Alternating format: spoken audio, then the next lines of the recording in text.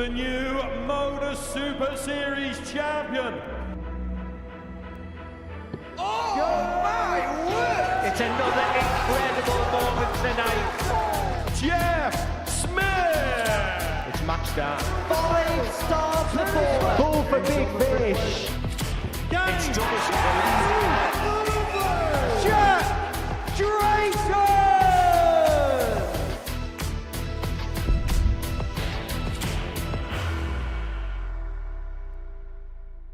It's Jack Drayton! And put Drayton one away. Big shots, big moment. And he does eventually win! Double 10 for Drayton. Game shot.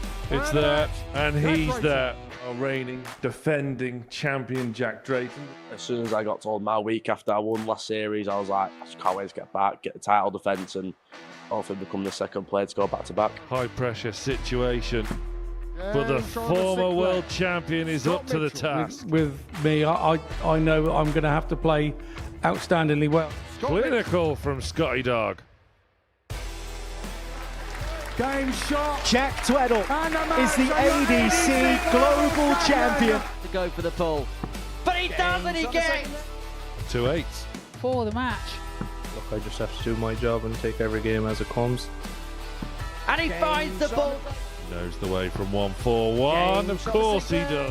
Everything is possible and I give all my best. Tops. Oh, what a way to start that is. Robbie Martin. Nicely done.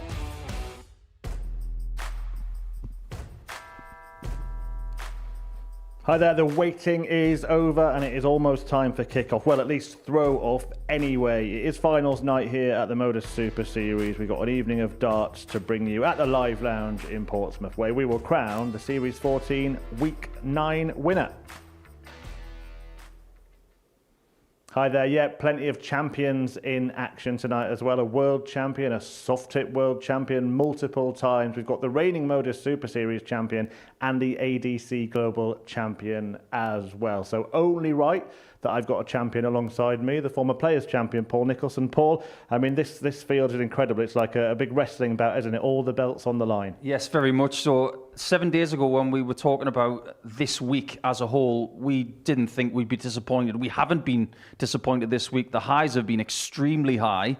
There have been very few lows, and there's been lots of tussles between these players already this week, so lots to talk about. Yeah, absolutely. 6 Super Series superstars in action. Here they are. He's the ADC Global Champion and he won his first ever Group A campaign this week. Is it finally time for Tweddle to take home the trophy? A former weekly winner and a former International Pairs Champion, Ireland's Conor Heenahan is into his 12th weekly final at the Super Series. Robbie Martin keeps getting better and better. With bursts of explosive scoring at times, the Dorset man looks to pick up his first weekly title. Talking of Dorset, Scotty Dog Mitchell is back and he's swapped the talking for the tungsten. The 2015 World Champion is yet to lift a trophy at the Live Lounge. A player who has grown into the week, Boris Kirchmar, has looked solid in his Week 9 campaign. Plenty of soft tip titles to his name. Will tonight be his night at the Super Series. And Jack Drayton is the reigning Modus Super Series champion. He's young and talented and looks for his defence to continue into Series 14 Champions Week. Yeah, can he become the second back-to-back winner of a Modus Super Series title? We will find out by the end of the series. We'll find out if he's got the chance by the end of the night. But it didn't go Jack Drayton's way in Group A earlier this week. It was Jack Tweddle, the ADC Global Champion, who managed to win that group. And he did it in really strong fashion, Paul, considering the list of names in it. Yeah, we've had in this series a lot of really good Group A wins. We saw Derek Coulson win 15 out of 15 with really impressive numbers, but what we've seen from Jack this week, and think maybe because he was playing against such talented players day in, day out, game in, game out, he needed to find a new level. That's what he found. Averaging over 96 for 15 games, that is world class. If you attributed that to someone like Krzysztof Ratajski, someone who's won more than 10 PDC titles, he would not be disappointed with that output. And Jack should be very proud of the way he's played this week. Yeah, he likes this stage, doesn't he? He certainly does. Now that he's won the biggest title you can win on that stage outside of the Modus Super Series, there's something missing. So now that he's got that thing, now he wants something else. Yeah, and we mentioned as well how difficult it was to win that group, and you could see that by the fact that Jack Drayton and Boris Krčmar, who was favourite to win this week before a dart was thrown, both went into Group C. They both got through it crucially. Boris did it by winning every single match. We'll come on to him in a moment. But what of the defending champion, Jack Drayton, this week? Bit of a slow start. Overall for the week, he's got a win percentage of the 6 people that have qualified for Saturday night. It's the lowest. It's just a shade over 50%. But I think crucially, his win percentage has improved as the week's gone on. 70% for the last 2 days. That's up with what everybody's been doing for the week coming into Saturday night. So seems to me like he's finding his form at the right time. And if he can peak tonight, it'll just show a little bit of an extra quality that a champion should have. Yeah, he certainly did manage to find his feet the last couple of days. It's been taking some acclimatisation, hasn't it? The temperatures that we've been feeling, not just outside, but in this building as well. I'm sure you've all been feeling it at home. But will there be a big bit of relief for Jack Drayton there to get through? Yeah, I think there probably is, because when you come here as the defending champion, there's the inevitable question of, can you do what Luke Littler's done? Ask anybody who's won the trophy post Littler, and they haven't been able to do it. So the pressure has been on Jack in that regard. So now that he's in Saturday night, it's just about trying to win another Saturday night, because he's already done it twice. And what a momentum swing, not only for him, but certainly for Boris Krčmar, who won every single match in Group C and just blew the field aside. Boris is a very defined kind of guy. When things didn't go his way in Group A, he's obviously drawn a line in the sand and said, right, watch this, because he won the group by 6 points. Now, everybody who was going up against Jack Drayton and Boris Krčmar would have probably said to themselves, why on earth have you got yourself into this group? Why us? Because they collectively took everybody out, and it wasn't close in the end.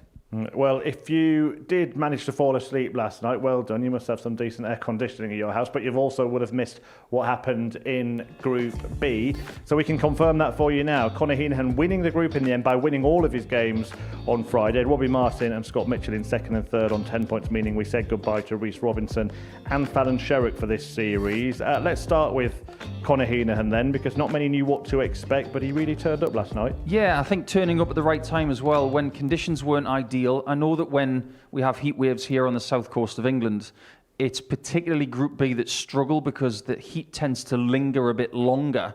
But Conor has done a very good job of playing some very good darts against some great opponents in less than ideal conditions. So his experience, I mean, he's been here since the very beginning. He's never gone to the tour. He's been here season in, season out, series in, series out. But you can't ignore the fact that he won his first week in Series 7. He's won the international pairs.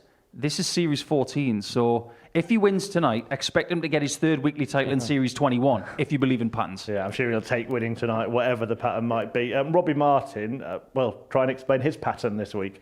Up and down, good stuff. Second in Group A, second in Group B. That is usually a very good recipe for success on a Saturday night. However, the worrying thing is he's just had his worst day on Friday. So the turnaround as well is a little bit shorter by a couple of hours. So he's going to have to figure this out a bit quicker than somebody would ordinarily from a regulation week if they played poorly on Friday. But Thursday, he was very good. He's getting used to this, isn't he? He's playing at this level and in these arenas much more often now. Yeah, I think so. When we first started to get our teeth into what he was capable of at the ADC Tour Championship here on that stage on a Saturday afternoon, we thought, hang on a minute, this guy's got levels. And we've seen levels of 180s from him this week when he played Boris and they had a record-breaking 11 in their game. But the fluctuation of form is the only thing that worries me about Robbie. What version do we get tonight? If we get the good version, he can win this. If we get the bad version, he's not even making the semis. The world champion in the field is our friend and colleague Scott Mitchell. What have you made of him this week? Been very steady. I think he goes anywhere these days because he's got the pressure of being a world champion. That was more than 11 years ago. But I think Scott wants to be graded on the player that he is now. I think that's a fair assumption for everybody who plays this game. It's not about what they've done 10, 11 years ago. It's about what they do now. Scott's had a lot on his plate over the last couple of years. He's a granddad, he's got the farm, he's got a commentary career. He's been all over the place in the last few weeks. He'll be ecstatic to make this Saturday night. And in his own mind, he might be thinking the pressure's off because of the field. Well, the pressure will be on when the players look at the groups they've been put into this evening. As always, split into 2 groups of 3, and this is how they line up tonight. Jack Tweddle, Robbie Martin and Jack Drayton in Group 1. The ADC Global Champion and the Modus Super Series reigning champion will go head-to-head in Game 1 this evening, and Conor Heenahan, Boris Kirchmar and Scott Mitchell in Group 2. Nobody is going to have an easy passage. Not at all. I mean, Group 2 is very difficult when you've got Boris, who I believe is one of the best players that's ever thrown a dart in multiple disciplines. And Scott and Conor are going to have to navigate him off the back of a 10-game winning streak in the last couple of days. But as for Group number 1, Robbie Martin's been thrown at the wolves there. I believe that Tweddle is in the form of his life in this place, and Drayton will not want to suffer defeat on a Saturday night for the first time, because he wants to get on a roll and he wants to come back here in a month.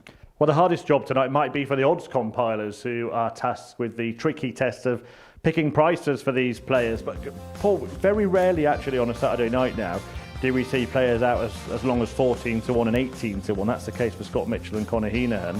But before the odds came up, we're looking at it thinking, well, this is anybody, so there must be some value there. Yeah, there has to be value in there. I mean, if Robbie Martin has a really good night tonight, he can win this. Jack Drayton, he will play with that anticipation and that urgency, so 4 to 1 looks like value. But when it comes to Conor, he's got more experience on this stage than any of them. And he's 18 to 1. Just remember what happened last week. Alex Small was the outsider. He's the one who prevailed, so watch out. There you go. Paul Nicholson has spoken, but I'm not going to argue with Boris Kirchmar being favourite. In fact, I'm not going to argue with Boris about anything ever. Right, it is time now for the big kickoff. The big match is about to get underway. It's a meeting between the ADC Global Champion, Jack Tweddle, and the Modus Super Series 13 champion, the reigning champion here at the Live Lounge, Jack Drayton. Sam Mulliner has been speaking to both.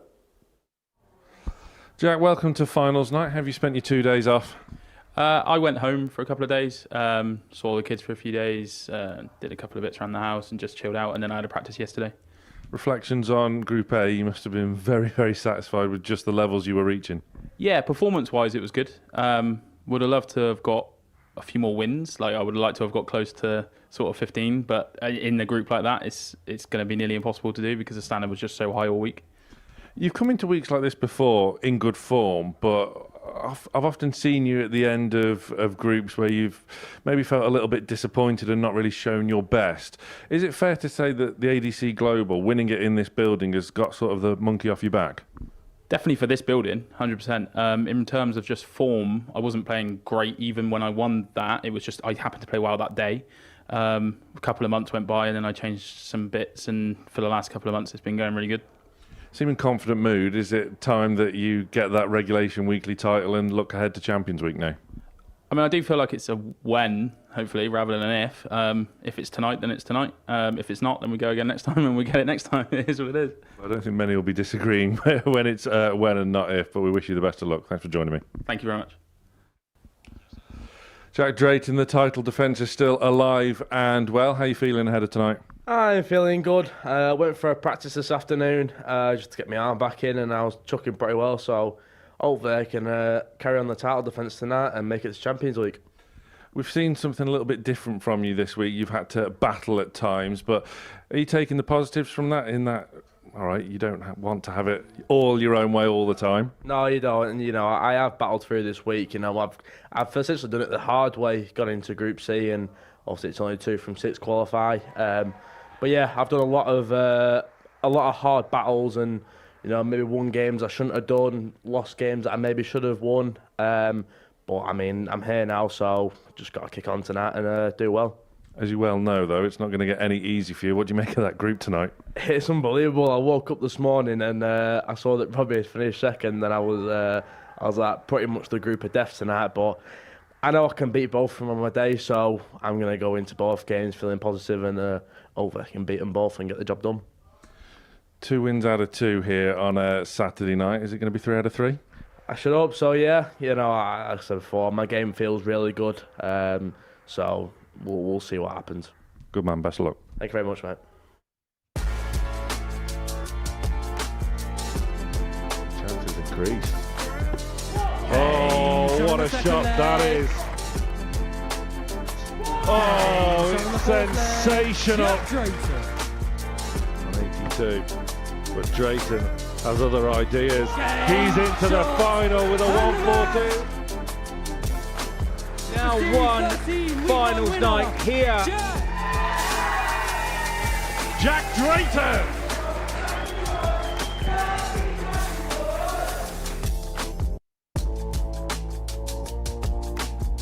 There is nothing wrong with that. But Drayton, one away. Big shots, big moments. And he does eventually win Modus Super Series champion. It's Jack Drayton!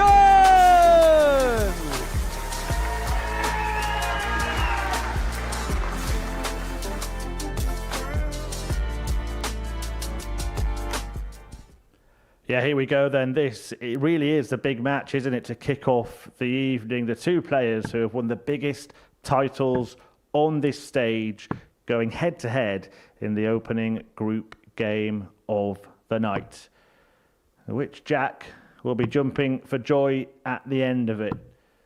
Will it be Jack Tweddle, the ADC Global Champion last year, when he picked up a cool £60,000 for that success? The Swindon Slingers best at the Super Series is a runner-up spot, and he'll be hoping to go one better tonight.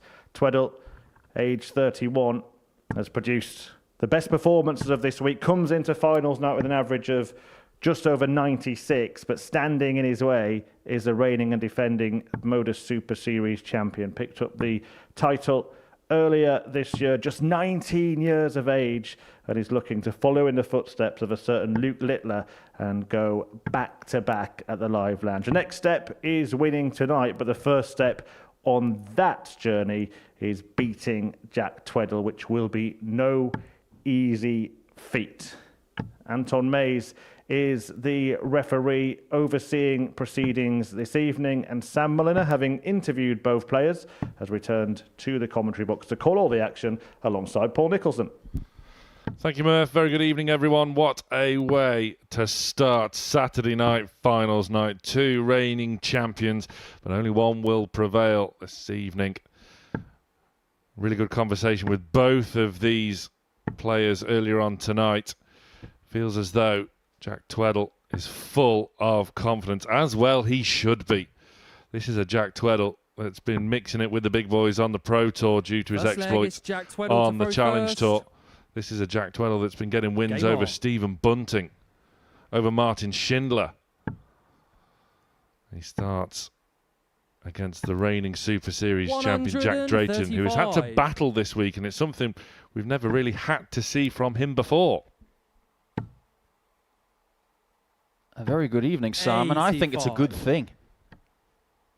If you want to be a champion over the course of time, you're going to have to do it different ways. You can't always win Group A on Wednesday afternoon, make your way through to Saturday night, win that, and cruise through to a Champions Night. You're going to have to find your way there, 43. Multiple routes.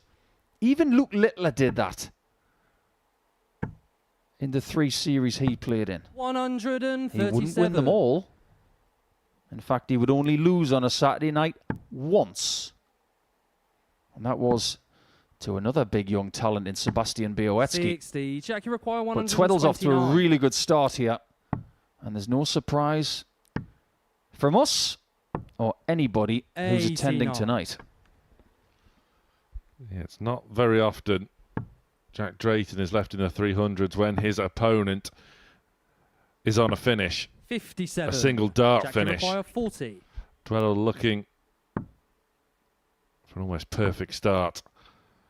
Drifts wide, but finds the requisite double in the end. And Tweddle off the mark, starting as he means to go on. To throw first. And we're all talking about a guy that has averaged over 96 for 15 games of darts earlier in the week.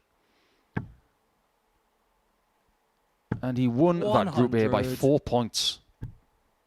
We sat here a week ago, Sam, talking about how incredibly strong that Group A was. 100. It proved to be the case, but Tweddle, he was in a different world to everybody else. There were 3 other players who averaged over 90 for Group A, and he still won by 4 points. And speaking to him this evening, he was disappointed to not win by more. 180. Couldn't get any more from that visit, no matter how hard he tried. I don't know about you, Sam, but I'm getting the same sort of vibes from Tweddle 40. that we had from Henry Coates when he was winning week 3. He looked imperious on Monday, Tuesday, Wednesday, and on the Saturday night, he won 16 legs and lost 4. Yeah, that'll get it done.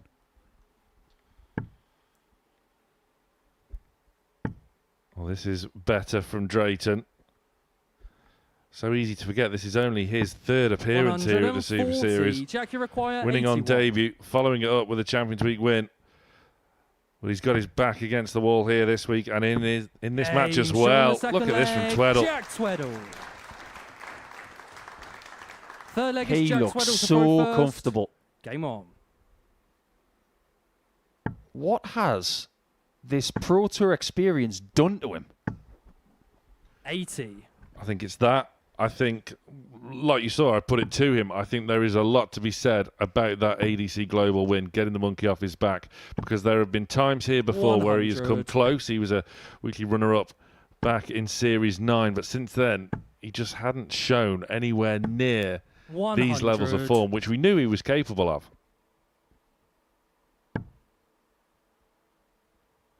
If you want to win this series, win tonight. 60.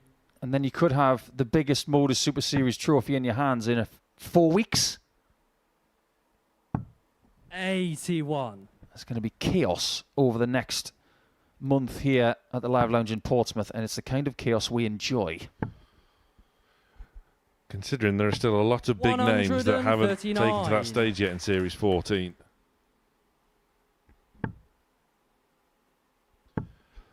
Drayton has had to battle his way through Group 100. C, and he's got a real war on his hands here. Yeah, he won 7 games out of 10 58. in Group C. Jack, you require 140. And dominated that group with Boris Krutchmer, but he's not dominating this game. In fact, he hasn't even had a dart at a double yet. 100. If he's not Jack, careful, he's not going to get one. 144. But what we know from this 19-year-old, more often than not, he is up for a big moment.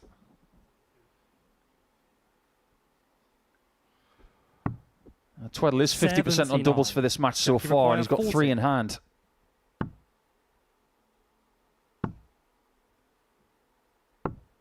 That is an unforced error, and exactly what Drayton needed. 65.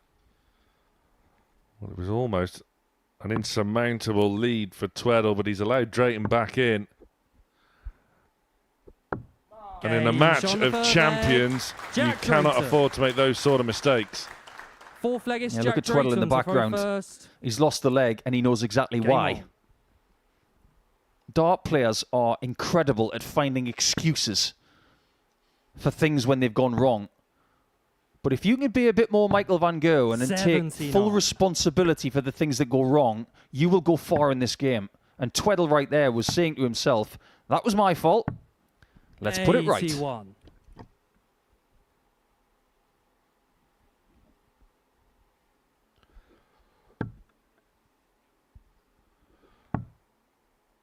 Well, Drayton trying to chase a treble. 57. Can't catch one. Yeah, Jack Drayton, that is, has got his family in the crowd tonight. I wonder what they're feeling right now, because Bossman Jr. is under pressure here. He simply doesn't know, though, 95. how to lose in this building. The real nitty-gritty of a Saturday night. Yeah, it becomes a bit of a skill, doesn't it? That's Derek Coulson. That's Neil Duff. They're both in Champions Week again. As is Alex Small, who made his way to a third Champions Week last Saturday. In fact, the last time on this stage on a Saturday night, we had a first-time winner was Ashley Coleman in week 5.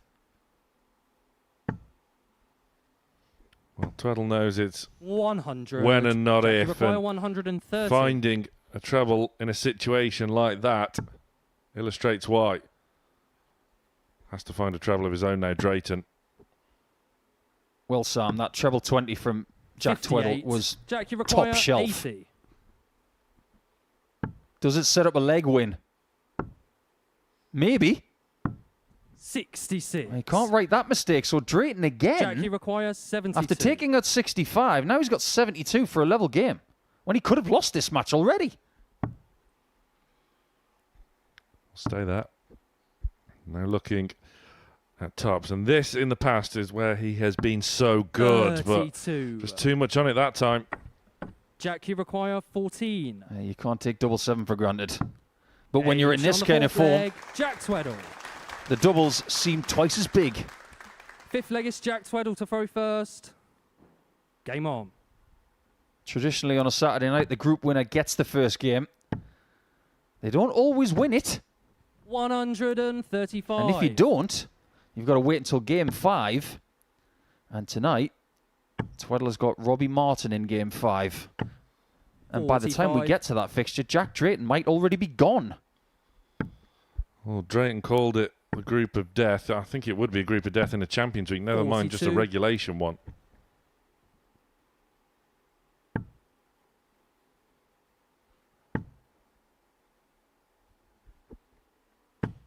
And we've got one of those evenings as well where everybody has been to a Saturday before and everybody has made it to at least the semi-finals before. 100.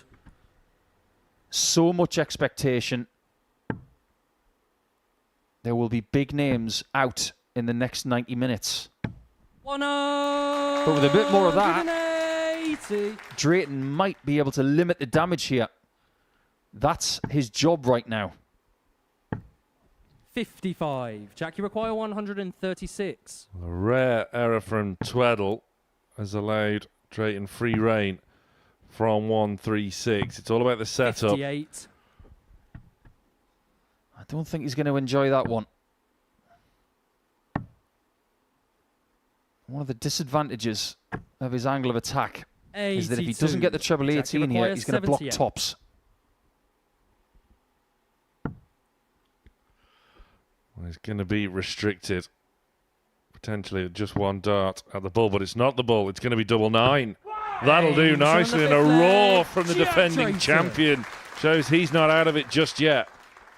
Sixth leg is Jack Drayton. I think it's time we associate the word aggressive Game on. with the defending champion, because that was not only aggressive when the hit was done, but it was aggressive on the approach. He didn't have to go for that treble 16. 93. If he doesn't get a single 16, he's probably going to lose.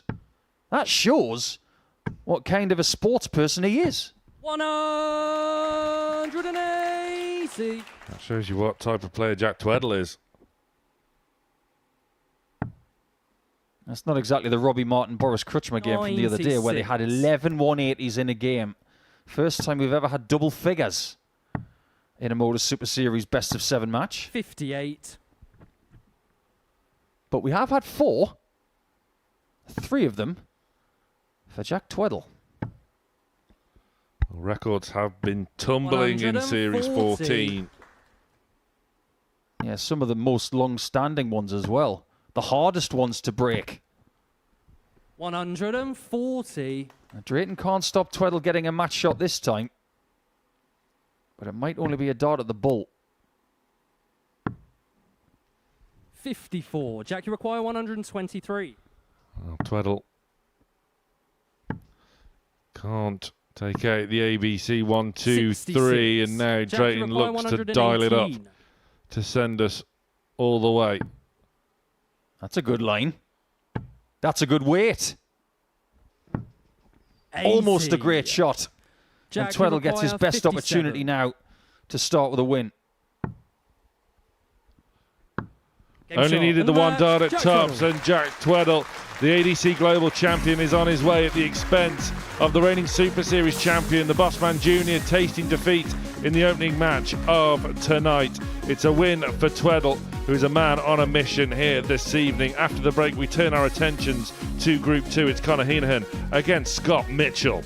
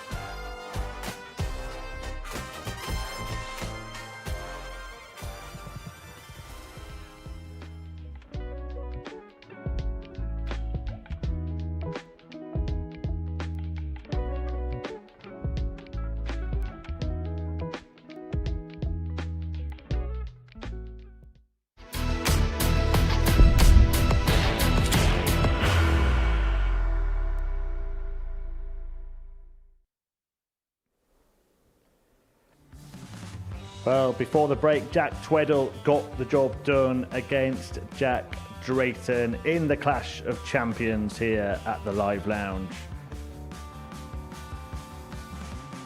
What a start for Jack Tweddle. A 4-2 success for the ADC Global Champion against the reigning and defending Modus Super Series champion, who must now beat Robbie Martin in his next game to keep that title defence alive. We'll come to that shortly, but now it's time to turn our attentions to Group 2, where Conor Heenan is taking on Scott Mitchell, and both men have been speaking to Sam. Conor, it's another finals night for you here, but let's just reflect on what we saw from you last night. You ended up winning Group B. You must be very pleased. Yeah, didn't expect it really because Robbie kind of had that little lead, but yeah, I was delighted to get through. That was the main goal, so yeah, looking forward to tonight. Running through the card last night as well, and we spoke, didn't we, ahead of Friday night's play, that there are signs that you are really starting to get back to your best. Does that just give you that extra bit of confidence after last night? Yeah, because the players in it, like when you're playing well and consistently, it's a good feeling. So hopefully I carry that into tonight. You know all about these Saturdays by now. What do you make of your group this evening? Yeah, tough. Both groups are tough. It's like a Champions Week finals night, you know. So look, I'll take one game at a time and go from there. It's been a while since you've had your weekly title. Is it about time you really added another to your collection? Yeah, I've left a few behind me, I think, but yeah, we'll see how tonight goes. It's going to be hard, but looking forward to it. Feels as though this is your best chance since that first one, though. Yeah, I haven't been in a Saturday night for a little while now, so I'm looking forward to it and try and get over the line. Fingers crossed it all goes well for you. Best of luck. Thank you. Cheers. Scott, welcome to finals night. Let's just briefly reflect from last night. We heard from you a little bit in the early hours of the morning, but how have you assessed your Group B? You must be very pleased. Look, that was a really tough group for somebody like me. You know, I haven't been playing well, so to come in last night and get through that group, I'm absolutely ecstatic and over the moon. Yeah. In a week like this as well, as you say, it's not exactly going to get any easier for you tonight, but you have the most experience of all of them on that stage, and you still must be feeling relatively confident about your chances. You're my mate. Why did you say I'm old? You don't have to call it experienced. Yeah, I mean, I am. I think, you know, for me, at the moment, I'm feeling about how the darts go out of my hand rather than worrying about what average it is. So they feel good at the moment. I feel confident when they're leaving my hand. So who knows what could happen. What do you make of your group? Oh, it's tough, isn't it? Big Boris is in there. We're out the back taking the mickey out of him at the minute. But yeah, Connor's played really well to top the group yesterday. It is a really tough little group, but look, you've only got to be one dart better over 7 legs, haven't you? You just got to be one dart better. Look, you've won a world title. I reeled off a list of your achievements in comms the other night as well. All those open wins from the BDO days and obviously beyond. But what would it mean to you at this stage of your career to end the evening with a medal around your neck and lifting that trophy? I've watched so many other people pick it up, and I've been here and commentated on it. It's the one thing that's missing on my little CV. I would love to have that medal around my neck come the end of the night. I'm not biased, but I hope you do it. Best of luck. Cheers, mate.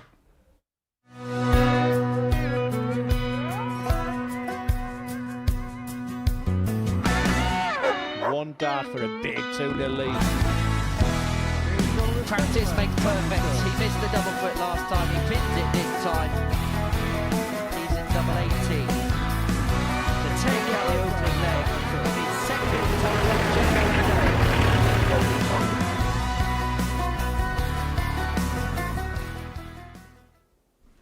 Yeah, certainly. It is time for walkies for Scotty Dog Mitchell. He's made his way to the stage to begin his finals night campaign. Group 2 about to get underway, and it's a meeting against Ireland's Conor Heenahan for Scotty Dog. Of course, the other player in this group, as mentioned by Mr. Mitchell in that rather enlightening and entertaining interview, is Boris Kirchmar, who apparently he and Conor have been taking the mickey out of in the back. So obviously Boris hasn't reacted yet, or this match would have been cancelled. But Conor Heenahan is back and looking to get another win under his belt. Last success was in Series 7 for the 9-dart king here at the Live Lounge. Also, of course, won the international pairs as well for Ireland alongside his teammate John O'Shea when they lifted that trophy last year. Heenahan won all 4 of his matches in Group B last night to finish top of the table. As for his opponent, Scott Mitchell, well, a few players come here with greater pedigree in darts. And the mind games might have begun already. Mitchell, 3 times he's made it to the semi-finals on the Super Series stage, but has yet to get over that particular hurdle. But of course, has won the biggest prize. He can call himself a world champion, having lifted the trophy at the Lakeside some 11 years ago now. The 56-year-old, and yes, that is old, Scott, looking to get tonight off to a positive start. So let's see after the first leg, will the dog get the lead? We'll find out in the company of Paul Nicholson and Sam Mulliner. Scott Mitchell obviously feeling brave tonight taking the mickey out of Boris Kirchmar. I'll leave him to it. This match went the distance on both occasions in Group B over the course of Thursday and Friday evening. Conor Heenahan on Thursday surrendering a 3-0 lead to Scott Mitchell, who repaid the favour just last night. Scotty Dog 3-1 to the good. Heenahan made a fantastic comeback to get the win on that occasion. So the head-to-head is level. Paul Nicholson, something has to give. Game on. Yeah, I'm expecting this game to go deep again. 7 legs pretty much guaranteed unless somebody finds a bit of a burst. And if somebody's going to do that, it's probably going to be Conor, because he's the 9-dart hero more than once over. And it might be something to that kind of ilk that might separate them at the end of, say, a 7 legs. 123. Well, Scott mentioned that he wants to get that medal around his neck. He wouldn't be the first commentator to do so, because it was all the way back in 2022 when the first commentator was able to win a week, and that was Chris Mason. 68. He would make Champions Night in Series 1. And Keegan Brown has won since then. He would dearly like to join that club. He really would. You can tell just how much 140. it would mean to him. He's starting off quite well here. Heenahan, as I put it to him this evening, we started to see glimpses of the old Conor Heenahan, the peak Conor Heenahan. It's been really good to see, because last couple of occasions we just simply haven't. Yeah, you said to me off the air a little bit earlier on today that it feels like he's getting 100. a little bit closer to where he was when he was playing his best darts. He will dearly want that to happen. Yeah, what was it? 20-1 outsider 100. of 6? Scott, you require 138. I found that a little bit disrespectful, especially when you've won Group B. Well, he was 20-1 last night to win Group B. Robbie Martin was 1-10. There was a boil over. And Heenahan, 60. by winning this group, has avoided both jacks.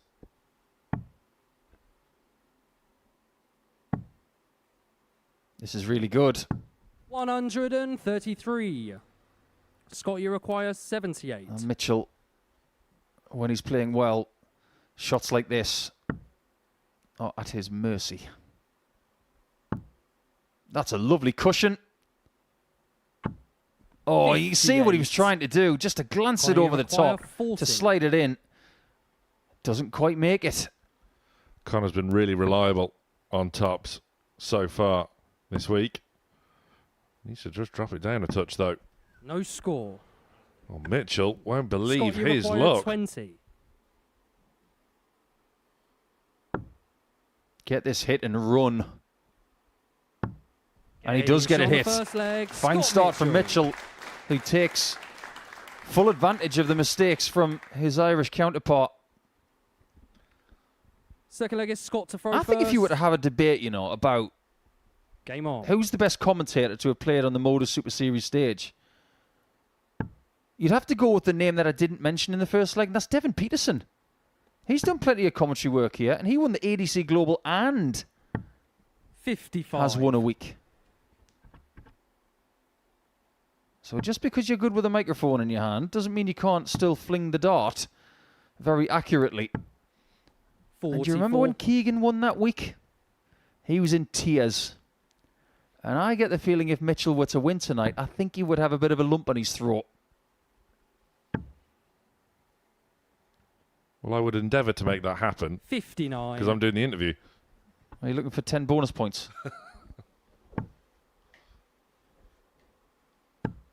One thing's for sure, you do not want to be in the position that Jack Drayton is in now.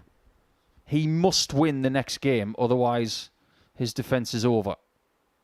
But it's not about defending titles for these two. They want to be sitting on 2 points in the knowledge that if they win their next game, they're going to have the darts in the semi-finals. Well, this is a massive game for these two, though, because Boris Kirchmar, the third participant in this group, he's the favourite for the night, an imposing figure on and off the oche, and you would say he would progress from the group. So it is a case of maybe whoever wins this match would be the one to go and join Boris. I would have to agree with that. 100. This is really steady from Scott. But I'm not sure steady's going to get him over the line. I think he needs to have more in the way of 2 treble visits. 135. That's what we associate with weekly winners like Coulson and Alex Small last Saturday night. It was 2 treble visits that really got him over the line.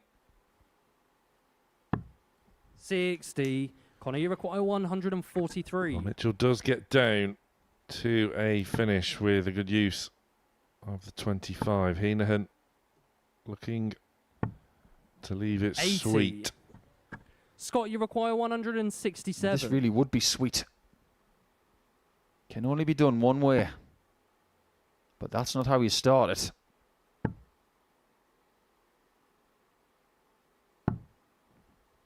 $43. Connor, you require 63. Well, for an immediate break back, it's double 12 for Heenahan. 51. Well, the outer ring isn't playing Scott, ball you so require far for 124. Connor and Mitchell. This would really hurt his opponent. Again, he's just trying to sweet talk his darts into the target. He had to reset himself there. His instinct was to go for something that wouldn't have left the bull.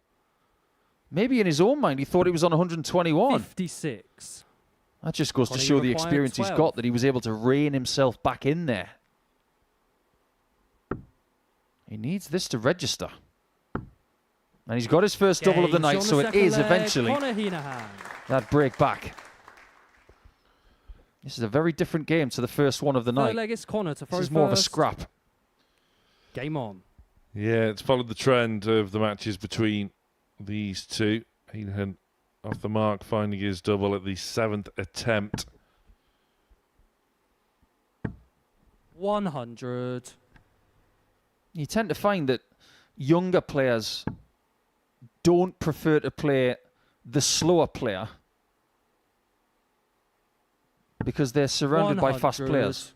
You look at Boris, you look at Scott, maybe look at some other players who've made it through to Champions Week in this series. Someone like Mike Huntley, who won week 1. They're not bothered 135. because they're from a different generation. They've had more deliberate players around them their entire darting careers. Yeah, I did note that in comms last night. If you just look when Connor approaches, he's already thrown 2 darts by the time Scott has walked behind him. 140. Well, Scott employs this mental tactic of counting his steps. When he's retrieved the darts out the board, everything is deliberate before the next visit. That's part of his 96. mental approach. That's what won him Lakeside. And a multitude of other titles. It's a very impressive CV, but as Scott told us earlier on tonight, this is the one that is 100. missing. Connor, you require 170. Yeah, he wins tonight. He's going to say that something else is missing.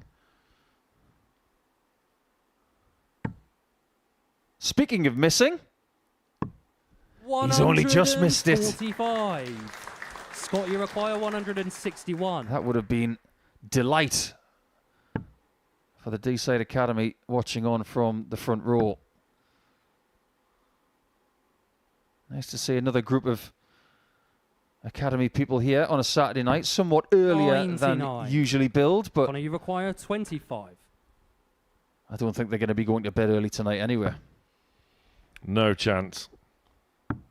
Game shot on the third Heenahan leg. Connor has Heenahan. put that leg to bed. He's got Fourth his leg is nose Scott to in throw front. first. Game on.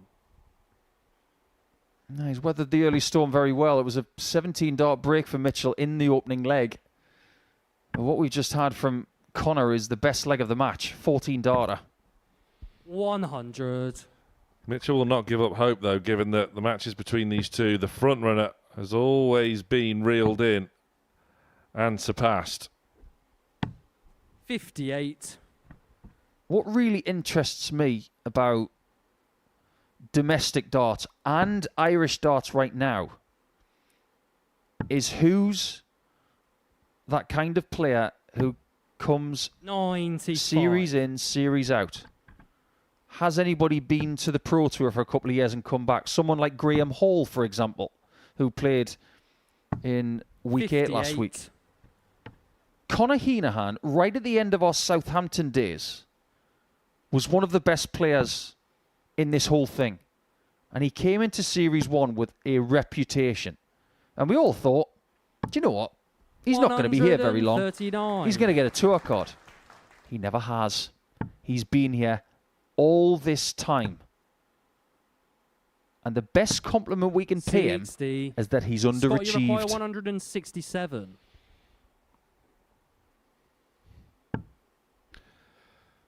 Oh, Mitchell working his way back into things, just having a little peer around. He was so good at that last night, just finding a way to bend one round the 97. blocker. Well, he's very tall.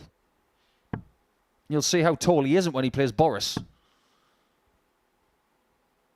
That's in match number 4. 40.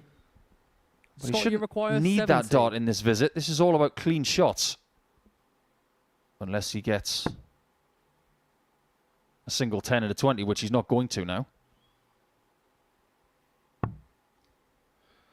Either way, he's left top of the shop. Game And he's shot on found the it as fourth well. leg. Mitchell Scott Mitchell. drawing himself level in this Fifth leg is battle. Conor to throw first. Game I'm sure on. Boris is watching on. You know that Mitchell has been known as Mr. Dorset 85. for almost forever. I remember 26 and a half years ago playing a county game in Dorchester. And the Dorset team are a 100. unit. They're a family. It is a family affair for Mitchell. Back in the days of Dave Jenner and some other stalwarts, but it's Mitchell who has put Dorset on the map more than 58. anybody else over the years. But over the last couple of seasons, people have eclipsed him. People like Tommy Morris and Robbie Martin and others. People like Ricky King.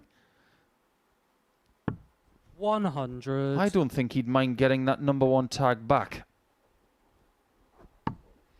I'm sure he'd smile and say he's not bothered, but inside, oh yeah, he definitely would. 60. Look at that. In the background, just trying to G himself up. He wants this badly. It's great to see. Because, yeah, he started the week in the commentary box during Group 55. A, scoping out the opposition. But that competitive fire still very much burns away. 81. Mitchell's Dorset teammate, Robbie Martin, is up next. He takes on Jack Drayton. Must-win territory for the defending champion. I'm sure fellow Dorset teammate that you mentioned, Tommy Morris, I'm sure he's keeping a key eye on proceedings from home as well. 60. I don't know if you've noticed this over the last couple of days, Sam, but there's a lot of chatter coming from Mitchell's lips, talking to himself, even mid-visit. 139. Almost trying to talk his way through the visit constructively. I'm sure he's always been a sweet talker.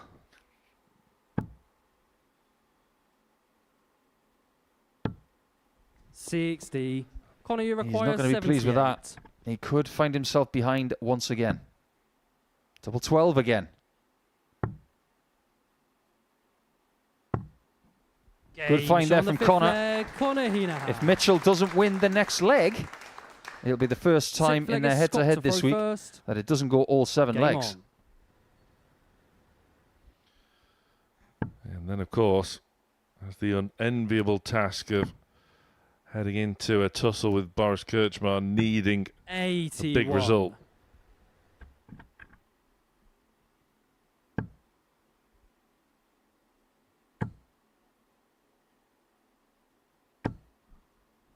$35. You can see the desire from Heenahan.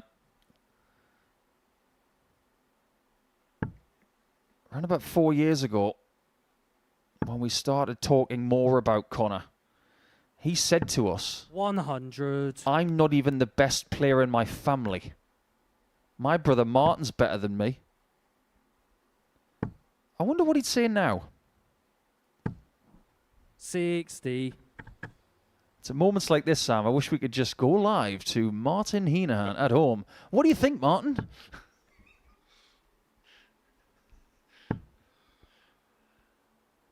Probably be asking for a spot in Group C next week. 60. Having said that, have you seen the lineup? We'll show you a little bit later on live on Pluto TV because next week is just as tantalising as this week has been. 97. But it always seems to get better, doesn't it? As we get closer to Champions Week, July 2026, live on Pluto over the next month or so. It's not going to disappoint. 60. Hino's got to start on 19s here. He's got to get himself a barrel load of green.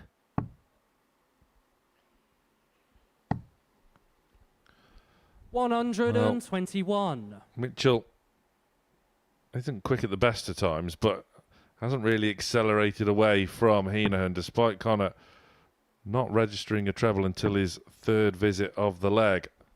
We're getting really close to must-hit territory here for Mitchell.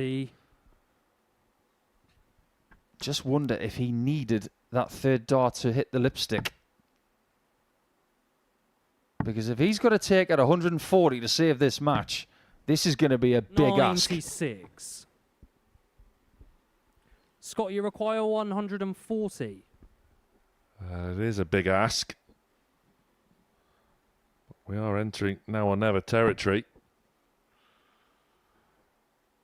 Again, we see him talk away. It's the single now. 120. That'll do. Connor, you require 92. Or will it?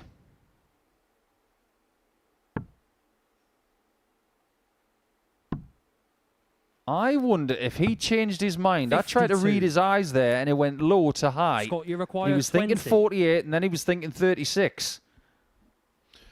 The indecision may well have cost him. It hasn't, and Mitchell now is in trouble. 16. At worst, in these tight Connor, groups on Saturday nights, if you're going to lose your first match, lose it 4-3. If you lose 4-2, you're losing options. It's Hino who gets the points. And for the first time this week, it does not go the distance. And it's Connor who bags another victory off a perfect Friday night.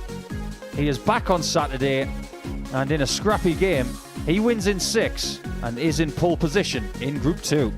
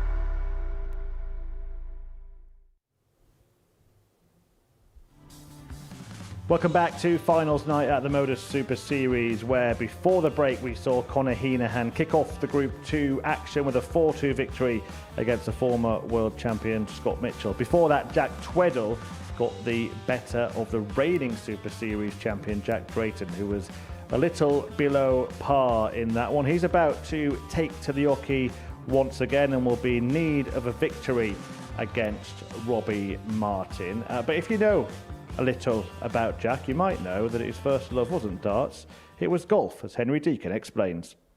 Hello, welcome along to the 10th Hole Golf Club here on Southsea Seafront, where a bandit handicap is hoping to get some lessons from somebody who knows a thing or two about the game. Jack, great to see you. You too, down mate.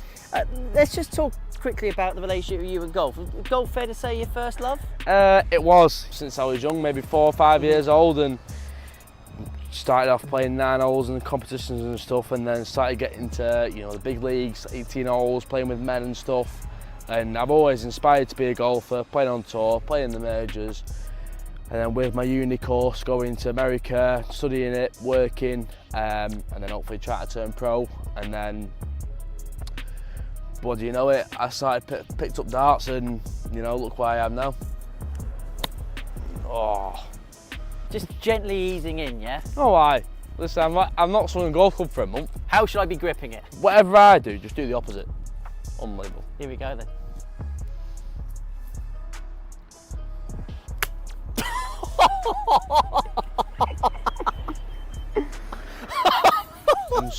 and so it begins. I'll tell you what, I have seen worse. Listen, hey Harry, I have seen worse, man. Oh, this is going to deteriorate rather quickly. Don't miss this, man. You're live on camera.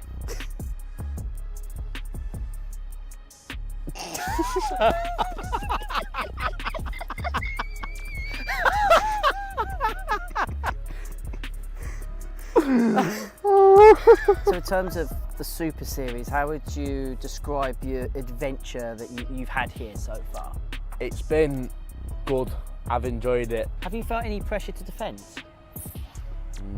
Not really, no. If Littler hadn't have done it and I'd have been favourite to do it, maybe a bit of pressure, but I don't feel any pressure, to be honest. You know, my aim is just get to Saturday and then do it all the same again, win, and then my prep for Champions League will begin. Yeah, Henry better stick to the day job. I think he's out actually practicing his golf tonight, and I don't think Jack expected that to turn into crazy golf, but he did set off on a pursuit of golf professional career, and he's not far off that kind of level. Brilliant golfer is Jack Drayton, which is more than can be said for his particular putting partner that day. But it's all about the darts tonight, and Jack Drayton is going to be in need of a victory. Now, this was just a few moments ago, actually. Jack Drayton had a look up at the monitor and thought he was in a recurring nightmare as he giggled at Henry Deacon's near miss, if you can call it that, once again.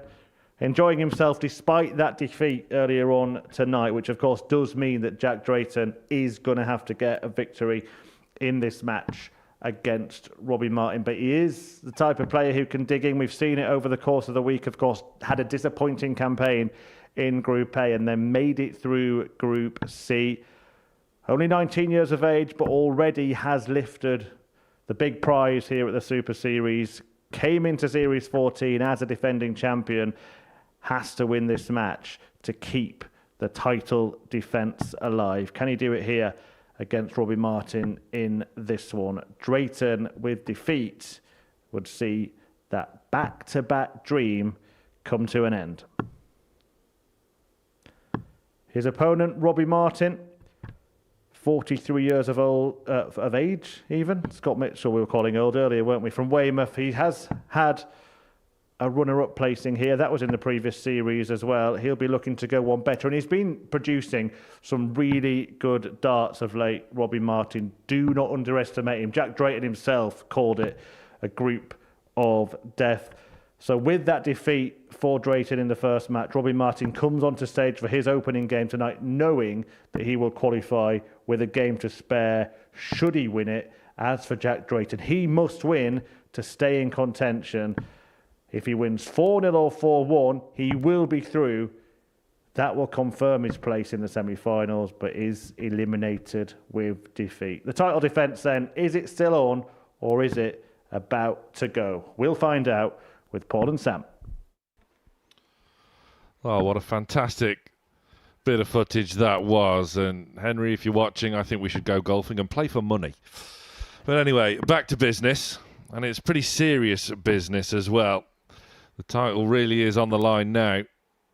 These two renewing acquaintances after Group A earlier on this week. And Robbie Martin just about has it on the head-to-head. Drayton, 4-3 win on Monday morning. Since then, it's been all Robbie Martin. Jack has the darts here, though, and now it really is must win. Yes, it is that simple. But when champions have their back against the wall, they usually come out swinging. In the middle of our schedule tonight, are we about to be jackhammered? 54. Because this Jack was somewhat hammered in his first game.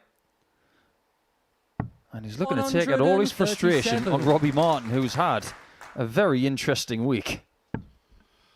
Well, if we see the Robbie Martin of Thursday, then Drayton is going to be in trouble. If we see the Robbie Martin we saw on Friday night, Drayton could well send himself through. It really was mystifying. Martin coming into last night's play, only needing that singular win to qualify, and that's all he got. People handle pressure differently.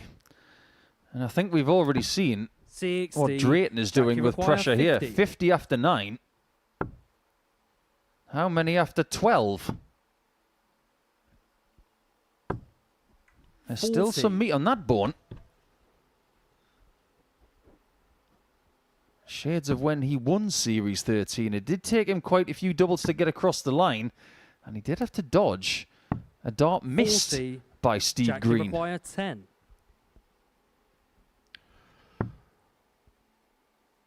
Too high on the fives. Just working his way down. Can afford to be safe with Martin still in the mid-200s. Did ask Robbie earlier on this evening just what happened last night, and I don't want to give you a spoiler alert, so we will be hearing from Robbie before his 57. next match. Jack, you require 10. The answer will be revealed, but Drayton a bit more aggressive. Game And the market did its job. Jack Drayton. Certainly did. You give Second leg, that it's man Robbie right there to throw 10 first. darts at double five with that marker. He's Game probably on. going to hit 9 of them.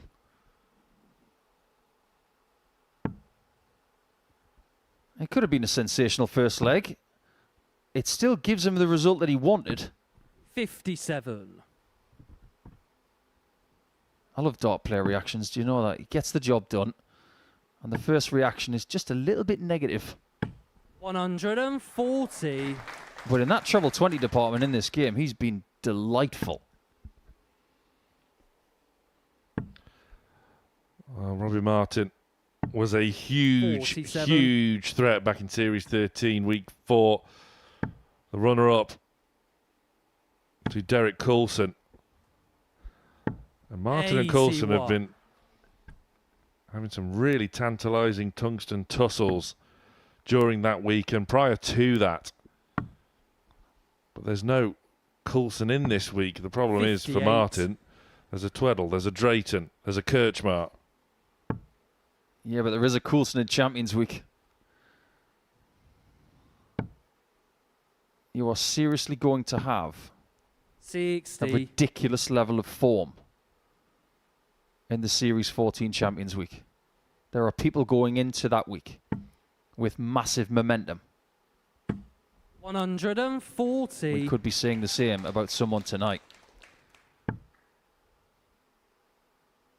Just a reminder, Drayton can automatically qualify for the semi-finals first 60. this evening. if he can win by 4 legs to 1 or 4 legs to 0. They're both still possible. Well, Martin is starting to warm to the task. 171. Jack, you require 160. Why is that shot becoming ubiquitous over the last couple of weeks? Oh, he gave it a chance. It bounces off the barrel exactly where he didn't want it. But 79 and treble 17 is a new thing. 28. But it works. On the second leg. And if Drayton wants to get to the semis via this game, he's going to have to win the next 3 legs. First. Otherwise, just get the win and hope that Jack Tweddle does him a favour. Perfect first start. We dropped one on the floor and flew with the second. 100. Would have wanted more off the back of that first, and Martin just straying one into the 5s, but recovering the visit magnificently. 125. I'm sure everybody at Fleetwood Golf Club will be watching Jack play tonight. 57. Bumped into some of his colleagues earlier in the week, and they were all very excited for his chances, not just tonight, but for the series. Lovely part of the world. 137. Very brisk with the wind, very warm this week. What a place to learn your trade. But which trade is he going to take forward? 77. Well, it certainly is a tremendous dilemma to have, PDC or PGA. He can't do both. 100. Or can he? That would be a first.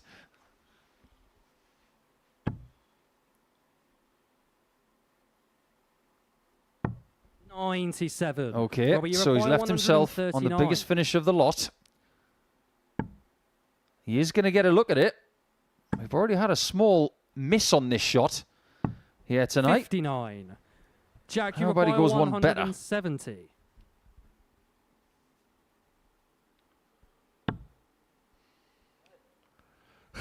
He's just asked Anton to check whether or not that was in the treble 20. Yeah, that was very much a Tyrrell Hatton reaction, that one. Tyrrell would say, that is so short. 65. Robbie, you require It was 80. 4 right. And Martin now looking for a break. 60. Now, what do you do here? Jack, you require 105. Do you try to leave 2 tops, or do you go for the treble? Well, that doesn't help. But he was trying to leave the 2 tops. 35. Robbie, you require 20. Drayton now needs favours. Game shot on the third leg. He needs to do Robbie himself one Martin. first. He's got to get back into this game. He's behind for the first time now. Fourth leg, it's Looks Robbie. like there's plenty of Go support first. for Robbie Martin tonight, and you don't blame Game on. him for bringing an army, because he's from the next county over in southern England. And he might just be hitting his stride. 180. Well, Drayton has also brought a lot of fans with him here 140. this evening, and he will not go down quietly. 6 180s in that game with Crutchmer earlier in the week. 6. 140. Boris had 5. That record of 9 in a match had stood for more than 3 years. 121. And they didn't just break it, they shredded it.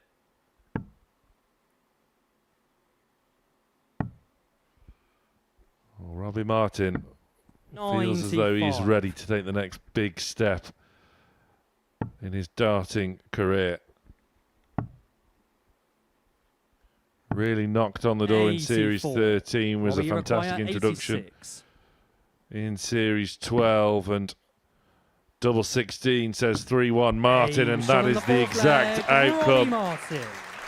The title defence Fifth leg, is it's Jack to really throw vulnerable first. for Drayton. Game on. Well, that's the best leg of the night so far. That 11 darter off the back of 2 16s gives him that 3-1 lead. 96. And I suppose we have to say, after averaging about 85 in his first game, Drayton has come down a notch 40. based on the numbers from earlier in the week. It's been somewhere between 88 and 89. Tonight, it's just been a click less. 59. I think what he's experiencing right now is a familiar feeling from the likes of Conan Whitehead. 180. People like Andreas Harrison, who couldn't defend the title. It's a very hard thing to get the title, never mind defend it. 30. And he's not just teetering anymore. He's almost tipped over the cliff edge. Well, Drayton, 95. his body language maybe suggesting that he knows the writing is on the wall here. He's had to battle this week. 100. Didn't go his way in Group A. Defiant in Group C along with Kirchmar. Well, this could be the first time he's tasting defeat come Saturday night in a finals night. Don't underestimate as well, Sam, just how sweet it is for somebody to knock the defending champion out. I'd be amazed if that's not the motivation of Robbie Martin here. He gets the chance to put him out. And that comes right now. That might be the last shot in the defence. Bull to knock out the champion. 85. So that's one Jackie missed required dart. 36. And that will feel familiar because Steve Green had a dart to beat him in the final of the series. What did Drayton do next? Jack Drayton. He hit the dart and he won the title. Six-legged Robbie to throw now first. he's Game still on. in.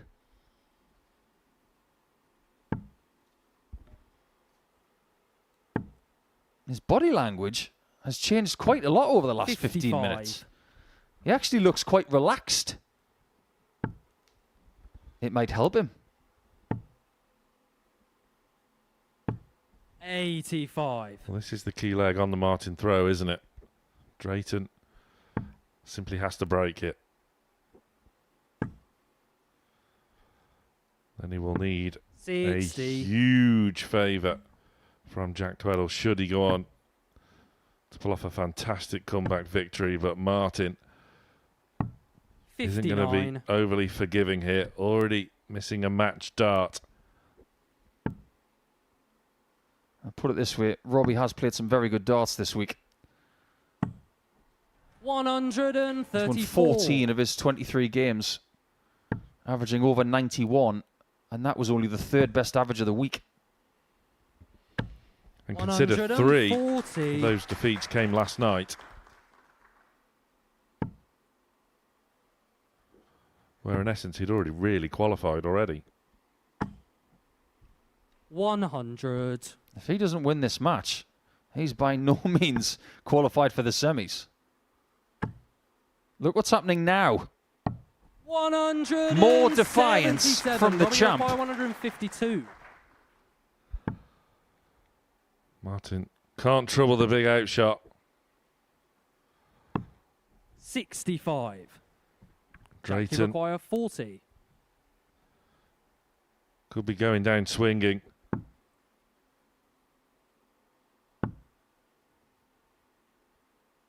He hasn't got it. 30. And Martin's only miss to win this match was at the 87. bull. It might have to be the bull again.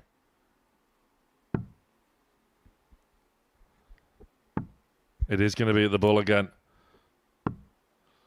49. And again, it is wayward by a distance. He was high Jackie on both requires shots. 10. And Drayton somehow is still on the stage. Still defending the title.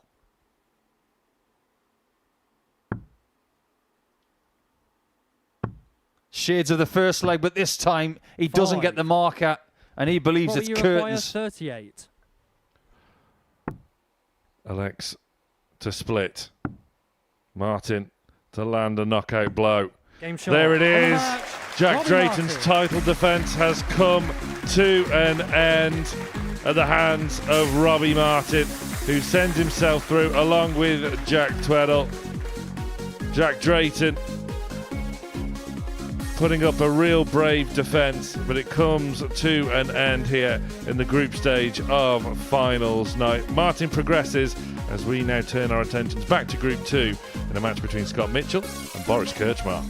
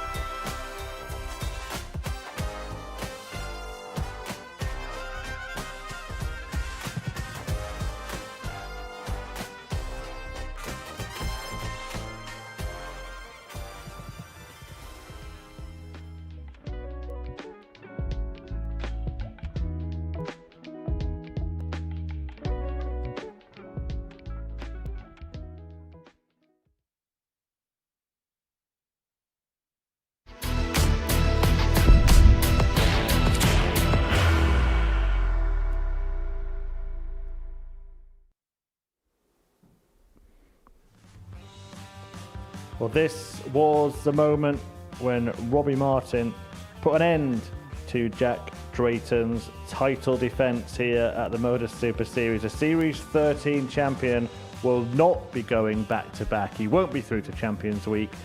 Jack Drayton is out of finals night here on week 9 of Series 14. That's after 2 4-2 defeats to Martin and Tweddle, both of whom are through. And Scott Mitchell's back in action after suffering a 4-2 defeat to Boris Kirchmar. Ahead of his game against Boris Kirchmar, who he's about to play now. Boris, welcome to another finals night here at the Super Series. How are you feeling? I feel good. Off the back of a fantastic Group C, unbeaten, it certainly makes up for maybe a bit of a slow start of the week in Group A. Yes, I don't good start, but how his days go out, I play better and better. I found my game, and I hope I steal this game today. yeah, you have got better and better and better as the week has gone on. Does that mean you're going to be even better tonight? I hope. What do you think of your opponents in your group tonight? Yes, very good opponent. I really, this week, it's, I think, maybe best player but in all group. And we will see. I'll give my best. And I hope I play good like yesterday. And we will see what's happened. Best of luck, Boris. Go well. Thank you.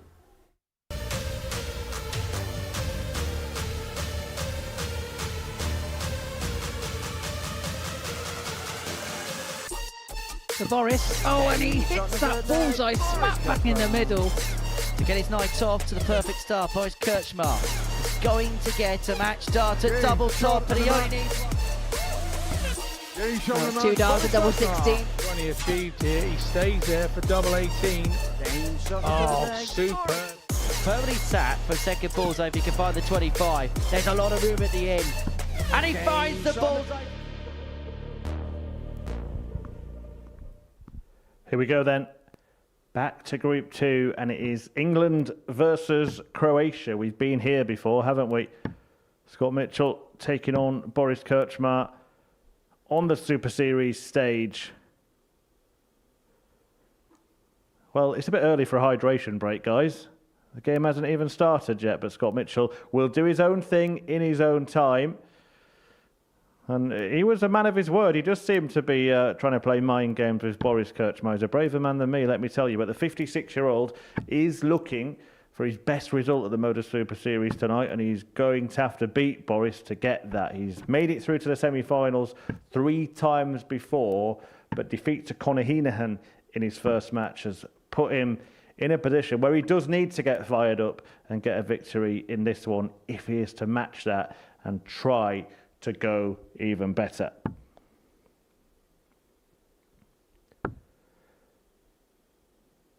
The opponent is Boris Kirchmar of Zagreb in Croatia, 46 years of age. First outing this evening, but with a victory, he'll put himself straight through. And he's already made it further than Scott Mitchell in a Super Series finals night, having been runner-up on Week 8 of Series 12. Can Boris go one better tonight?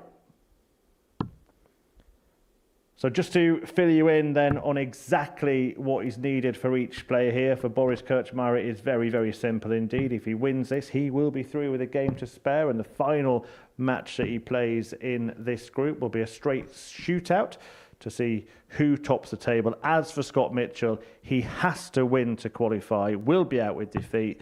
But if he does manage to win convincingly, 4-1 or 4-0, then he will be through. Talking you through this one then, once again, it's Sam Mulliner alongside Paul Nicholson. Yeah, I think we've been looking forward to this game all night. 2 juggernauts go head-to-head. And I think Scott Mitchell is somewhat admiring the bicep region of Mr. Kirchmar. Yeah, he's got big guns. He can fire, that's for sure. And he's got more stars on his shirt than you can possibly imagine. They're world titles. But if you want to rack up the amount of titles he's won in world darts, we're going to be here until next Saturday. He's won more titles than anyone. First leg is Scott. More than Phil Taylor, more than Dieter Hedman. Game on. He's one of the best players ever. And he can do it over 2 disciplines as well. But at steel tip tonight, he's up against the 2015 world champion, and if he beats him, he will send Mitchell out. 100. Yeah, Scotty Dog's going to have to draw on all of that experience that has served him so well down the years. 100. I'm not entirely convinced that Kirchmar will enjoy the pace that is going to be set by Mitchell. I'm glad you brought that up, because I don't think he's going to enjoy it. He'd rather have a quicker game. But if you look at his experience of playing darts live in Asia and all of the soft tip stuff in the United States and beyond, because he's been all over the place, a lot of those soft tippers are slow, especially the Filipinos. So it won't feel that alien to him, that he's just got to take that extra lick of the fingers and that extra deep breath. Might just take him a little bit of 81. time, though, to acclimatise to that much steadier pace.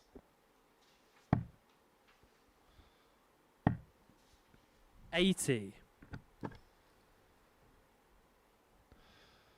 Well, permutations identical to that of Jack Drayton's in the previous match. Mitchell needs 4-0 or 4-1 to send himself through. 4-2 would enter potential 9-dart shootout 100. territory.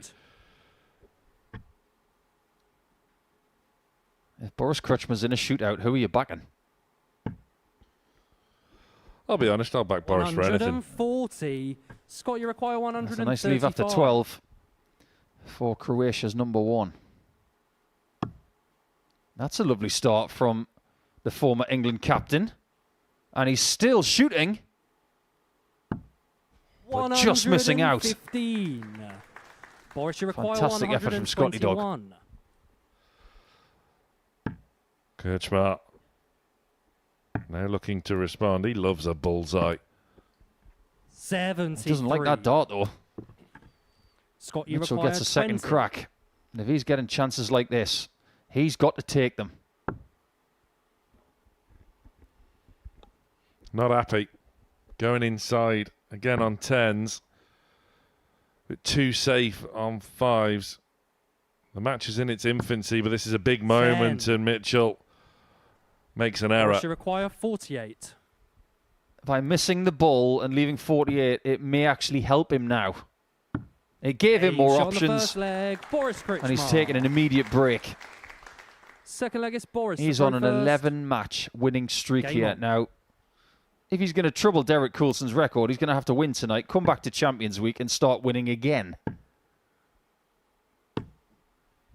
100. It's not beyond the realms of possibility. It is the land of the giants on that stage at the moment. Anton Mays, the referee, isn't short. 60. Look at that. It's like the old Father Dougal thing, isn't it? Small, far away. 58. He's not small or far away.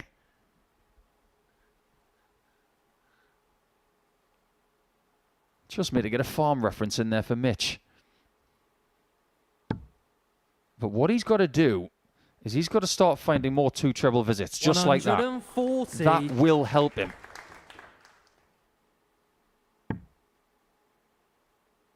They have not played this week.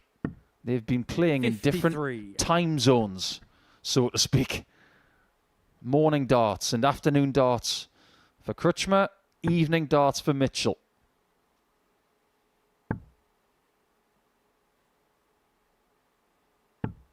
$60. Some might say to me, you know, that Boris hasn't got a tour card.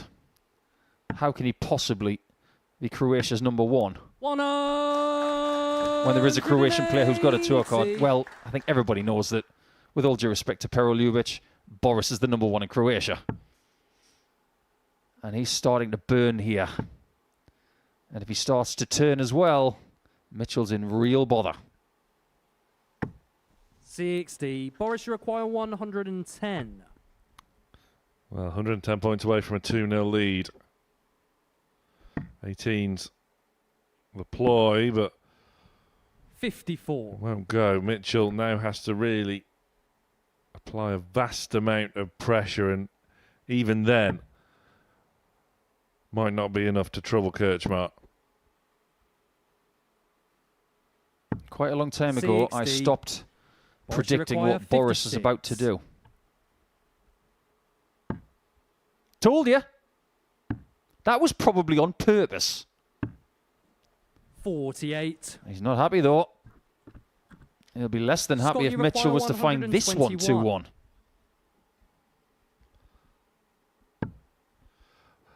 Well, he threatened a 1-3-5, but that is criminal. And it's happening more and more, not just with Scott Mitchell, but with players in general. I mentioned this to you last week with 1-2-1s and 1-2-4. The big numbers are being missed. Absolutely. 89. And I'm sure Scott has sat in that very seat that Boris, you're in, require Sam, 8. saying, why have you not gone for the big 11? Game But shot on the that is second right in the leg. middle, and Boris Krčma does double his lead. He's Third looking leg to is become Scott the to throw second first. Croatian to win a week here at the Modus Super Series. Game on. Romeo Gerbovac, his old World Cup partner, has won a week. He's also a player who's had 150 checker on 3 bulls on this stage. 140. He knows that was a moment that got away from him. 60. He's not going to tell himself off. He's too wily for that.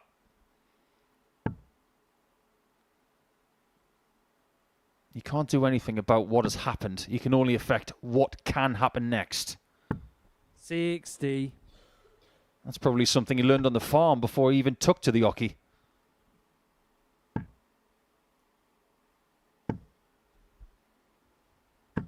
When Boris made a final, it was back in Series 12, week number 8. In his group that night, he had George Monios, our friend from warmer climates. 60. And Tom Sykes.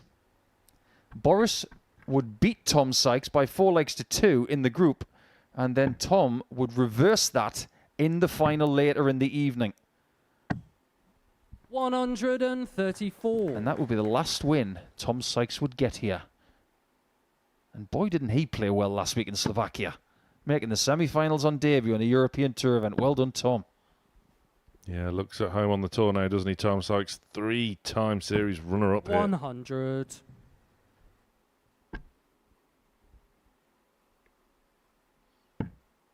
Oh, that's a good dart. That's not. 85. I'm saying that from about Scott, you require 141. 25 metres away. And through some glass. I'm glad he couldn't hear me.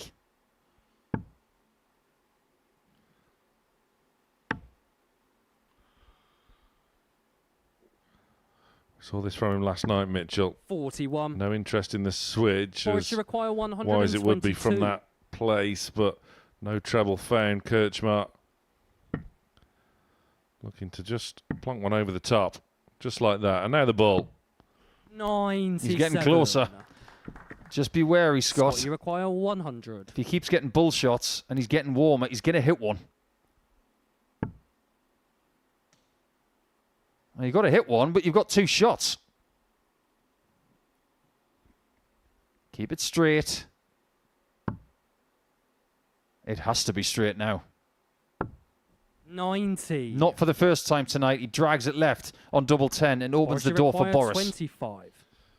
The chances have been there for Mitchell on occasions, but the doubles just won't go. And Krčma now misses his big number. Has to burn another in search now of double 4. And 21. Boris goes inside. For one of the best bull hitters in the world. Scott, you require 10. For him to miss a single number is just unthinkable, but it happened. It's a must hit, but he's got a better marker this time. Very well done, Scott. On the third leg, Scott Mitchell. He's clinging on in the same way that Jack Drayton was in the previous Fourth leg match, is but Boris to ultimately throw that was first. in vain. Game on. 2 champions defiant. 140. Krčma is still in control. And despite doubling misdemeanors from Mitchell, you should never, ever write off a former world champion. Do you get the feeling that Conor Heenahan really wants Boris to win this match? 100. Because it means he's not responsible for taking the Croatian out. Fair assessment. 76. I think he'd be very happy to just face Boris to see who will top the group, but still plenty of legs left in this match for now at least.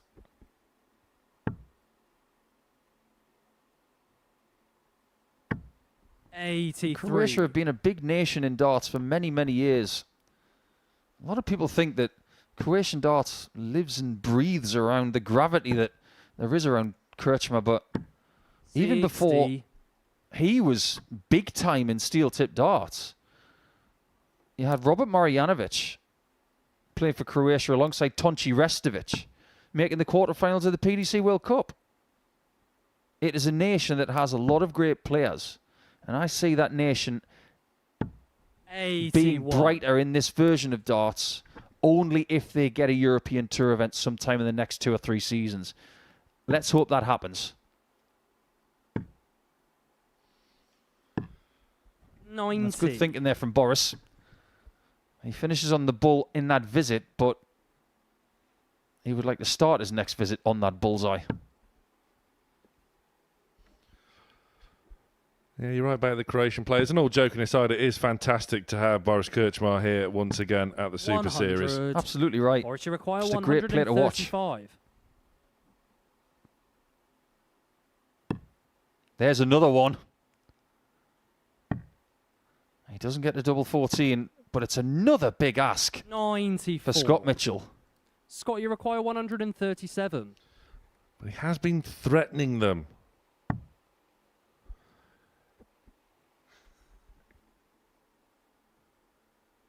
Old school or new school?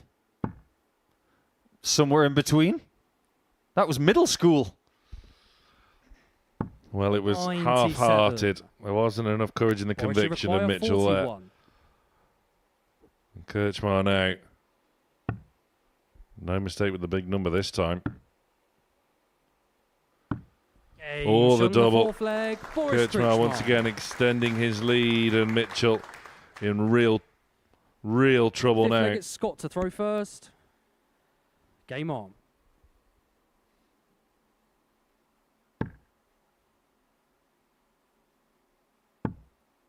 Has he got a wobbly stem? Yes, and this has been the case all 85. week. So it was noticeable on Thursday night. I had breakfast with him on Friday morning, asked him about it, and he was like, yeah, it's wobbly. 30. I'm not going to change it. Great impression. Why wouldn't he change a wobbly stem? Costs money, he's a farmer.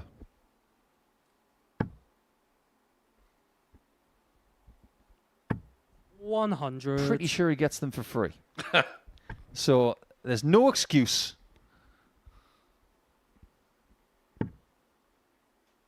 But all we've seen tonight are 4-2 scorelines. 140. If Mitchell wins this leg and he loses the next one, Group 1 will be a mirror image of Group 2.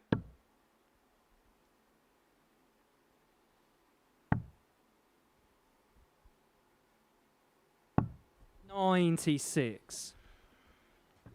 Well, he's ticking over in this leg, is Scotty Dog. We've only got one max in this game. Now we got 2. 180. That is how you get to a finish first. You think you're out of the leg, and then you turn the screw a little bit like that, and everything changes. Oh, Scotty, he says. 26. And much Boris, you like the require reigning champion 151. Jack Drayton in the previous match, the writing is now on the wall for the former world champion. 60. That's nowhere near the amount that he wanted. I said it earlier in the match. I'm not going to speculate where he's going to go. I've seen Boris Krčmar on a 70 checkout 140. take out double 17, double 18 in 91. 2 darts against Michael Smith. So over to you, Boris. So 74 from here. Yeah, why wouldn't you? 31. It's so plausible. Scott, I mean, if you go double 17 tops, nobody would bat an eyelid, but he went double 19 for double 18. Is the game alive? 34. Or is it curtains for Mitchell? Boris, you require 60. Well, no question marks about the route this time. And the outcome is inevitable. Boris Krčmar eliminates Scott Mitchell and sends Conor Heenan through with him. Scott Mitchell has certainly been very, very brave. I'm not sure what Boris Krčmar would have made of that, but jubilant scenes all the same. A valiant effort from Scott Mitchell. Boris Krčmar, though, is all business. And he is on the charge. Strong stuff from Krčmar, if not a couple of doubling misdemeanors. It's the battle for Group 1 leadership after the break. Martin and Tweddle.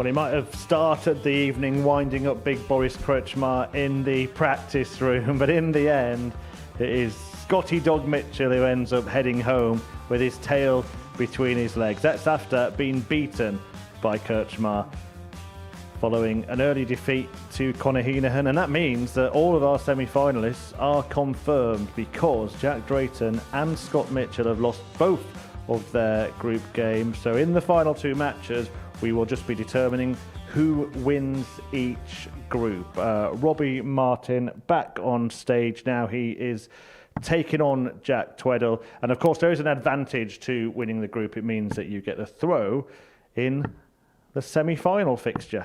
So let's find out who wins this advantage in a race to four legs with Paul and Sam. Thank you, Murph. Yes, once again, Martin and Tweddle renewing their burgeoning rivalry off the back of Group A earlier this week. And it comes as no surprise, really, that Jack Tweddle, the Group A winner, has just about got the better of the head-to-heads between these two so far this week. And despite a whitewash win for Robbie on Monday, Tweddle bounced back very well indeed. 4-2, 4-3 the scorelines on Tuesday and Wednesday, respectively. Both have shown glimpses First leg of is Robbie to throw first. not just their A game, but their A+ game. Game across on. the course of this week. And some may suggest that it could be a dead rubber, but not a bit of it. They will both want to win this because the winner will have the darts in their respective semi-finals. Well, here we go. We've already got a maximum in this second group game for both players. 58. And when you do qualify for a Saturday night, Sam, having spoken to many players that have done it over the last few years, 57. they do talk about winning 4 games of darts. They don't talk about winning 3. They get here about 2 hours before Tour de Hockey 100. and they say, I want to win 4 games tonight and I want that money. I want that medal and I want the invitation to Champions Week.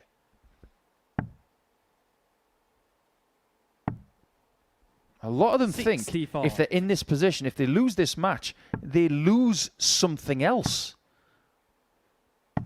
96. They have to deal with defeat, and you don't want to have to deal with defeat on a Saturday night.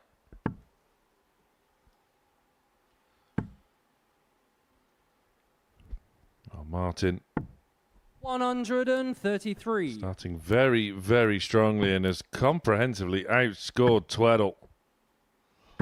180. Robbie Until now. 66.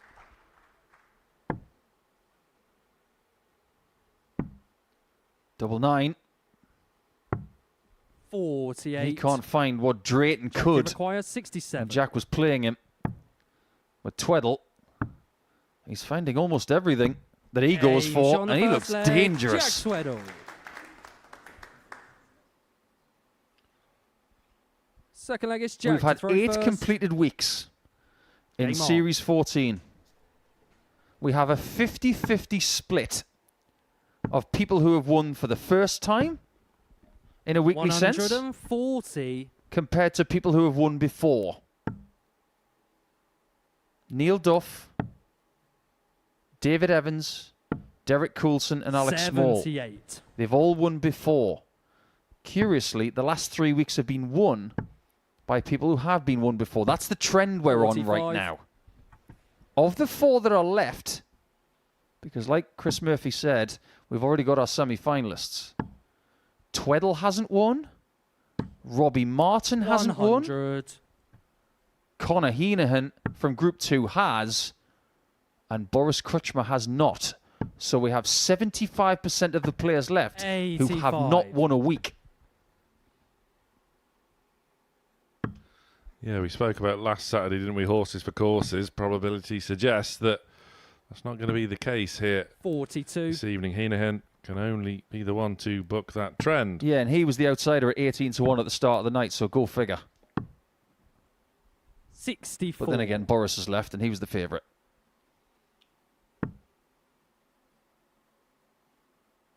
Either way, somebody's going to have a very good night before England play against Panama. 121. Jack, you require Other 167. fixtures are happening over the course of the weekend. But domestically, that's the one that everybody's interested in. Post darts tonight. 99. I think Robbie's you interested require in this 160. 160. Taken out already this week. But can't replicate that form. 92. Already, it's still Jackie requires obviously in the 68. group stage of the evening, but you just start to get the sense this could well be Jack Tweddle's time. Aim shot on the second leg. Jack Tweddle. Third leg is Robbie to throw first. Game on. He's played 8 legs tonight. He's won 6. I said it earlier on. It's very reminiscent of what Henry Coates did in week 3. He looks assured. He looks confident. It does feel 140. like the new equipment he's using of late has given him something special.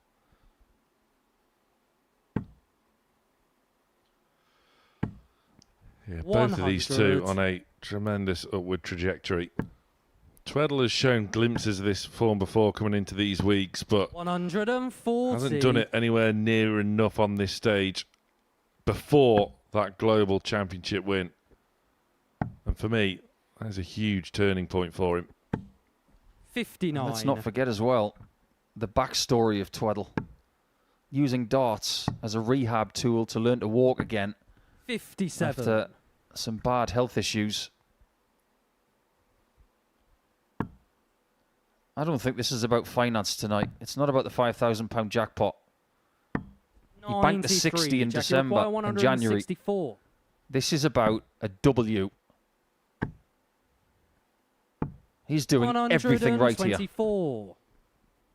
And he's showing everybody who's left in this tournament tonight, I'm the boss. 90. Jack, you require 40. This is relentless. Good guide. Yes, it's bent them Aim wire on the down a third little leg. bit, but it Jack doesn't really Tweddle. matter when Jack Tweddle is in this sort of mood, Fourth leg this is sort Jack of to throw form. first. Game on. Look at his rhythm in between visits as well. It's like he's 82. perfected the art of ending a visit. And by the time he turns around, it's exactly the right time to start again. There's a 10-second gap between legs. 51. And he's got it second perfect.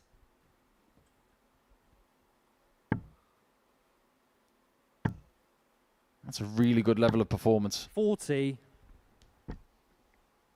You're going to do a lot of damage if you're averaging around 95, 96, and he has done all week. And it's looked comfortable for him as well. 60. Look at those young stars from D-side. Looking up at the stage and 57. thinking, one day that could be me. And if you work hard enough, it could be you. 49.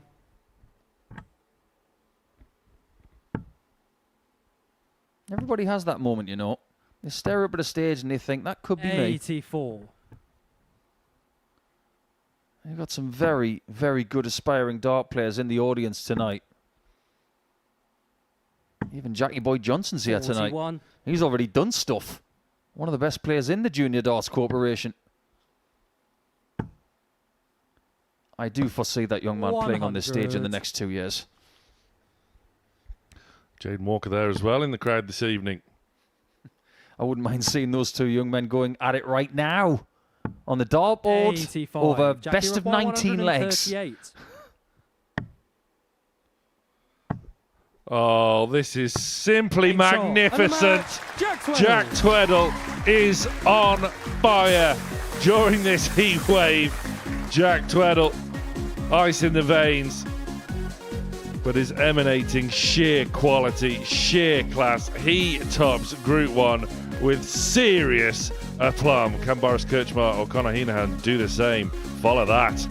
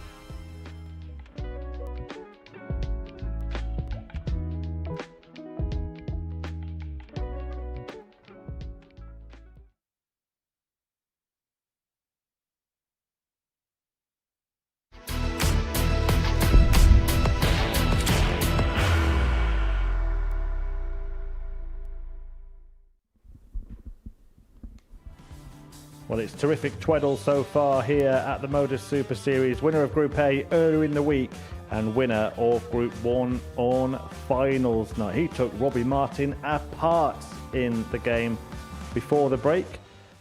Fantastic whitewash victory for him to win Group 1, and this match will determine who wins Group 2. Boris Kirchmar taking on Conor Heenahan.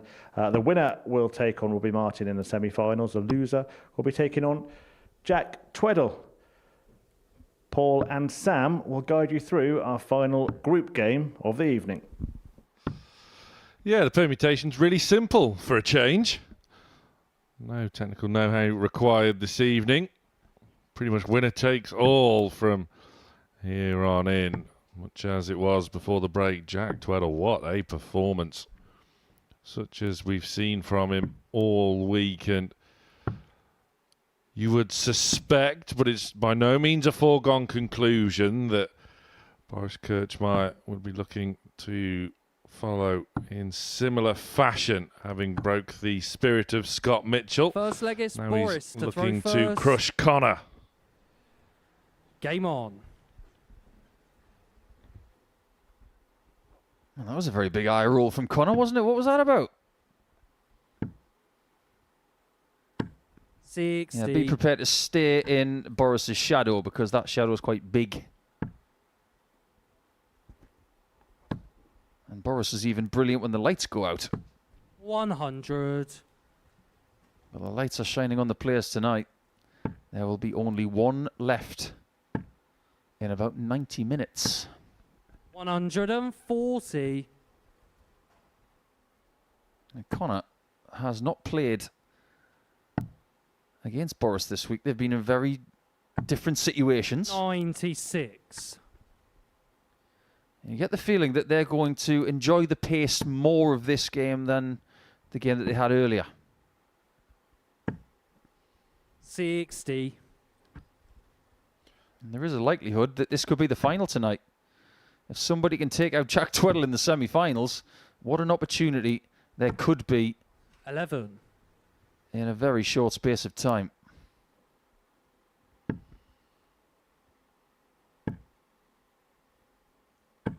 $140. Pure aggression and power from Kirchmar. 140. Similar from Conor, but in a very different way. 101.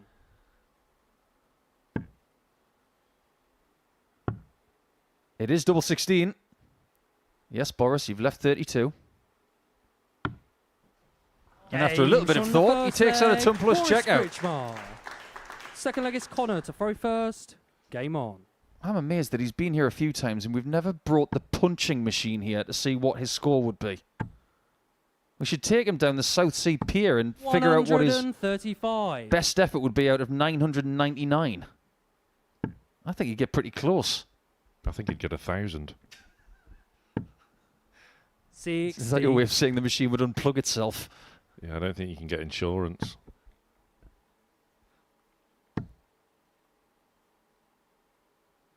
I know we make fun of 59. the fact that Boris is very big and he looks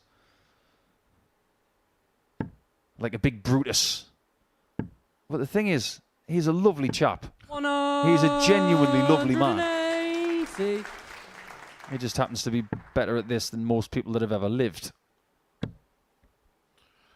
Yeah, so versatile, as you made reference 80. to earlier on this evening, and not just with the steel and soft tip, but versatile pace-wise as well. Absolutely. You ever seen him play cricket? And I mean the cricket on the 93. dartboard.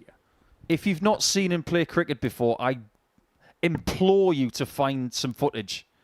He's made people gasp at games of cricket. He has 40. destroyed people in that format of darts with ridiculous tactical nous and accuracy. 100. He can win at cricket matches really quickly, or he can score you off the board and make you submit. 84. But there are things Boris missing in his requires CV, 68. like a Super Series weekly title.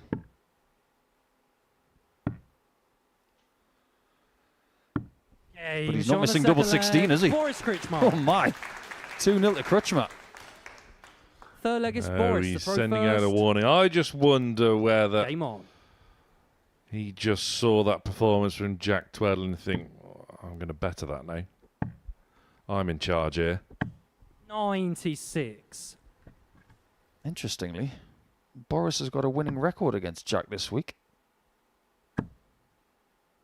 Maybe he's the ADC Global Champions kryptonite tonight. Only time will tell. He might not even have to play him. But if he wants to dodge him in the semi-finals, he's got to win this game. 180. He's almost there already.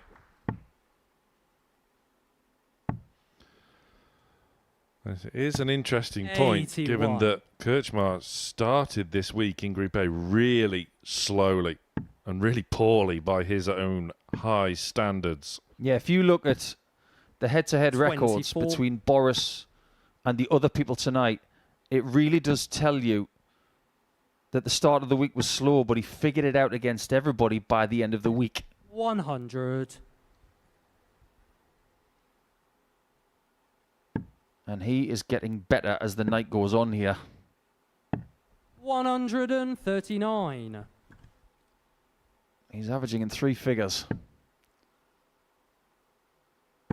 And he might even leave double 16 again. 140. Boris requires Well, 62. try as he might, Heenan has more or less been a spectator. Because Ames on the Kretschmar third in this leg. sort of Boris form, Kretschmar. I Fourth don't leg think is anyone Connor can to live throw with. First. Game on. Play like this, it's like a 32-carat gold performance.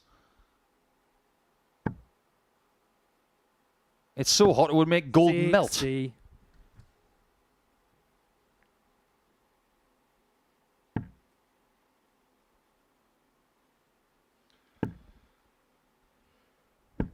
$140. Well, whilst he's never won a weekly title here before, he still knows full well how to get out the group on finals night. Done so both occasions, losing in a semi-final and that final we referenced earlier to Tom Sykes. Yeah, he's only lost to people from the north of England. Ryan Branley, the other one, he would succumb to Richard McKee in the final after beating Boris. 60. I don't see anybody from the north of England left on that hockey tonight. 98.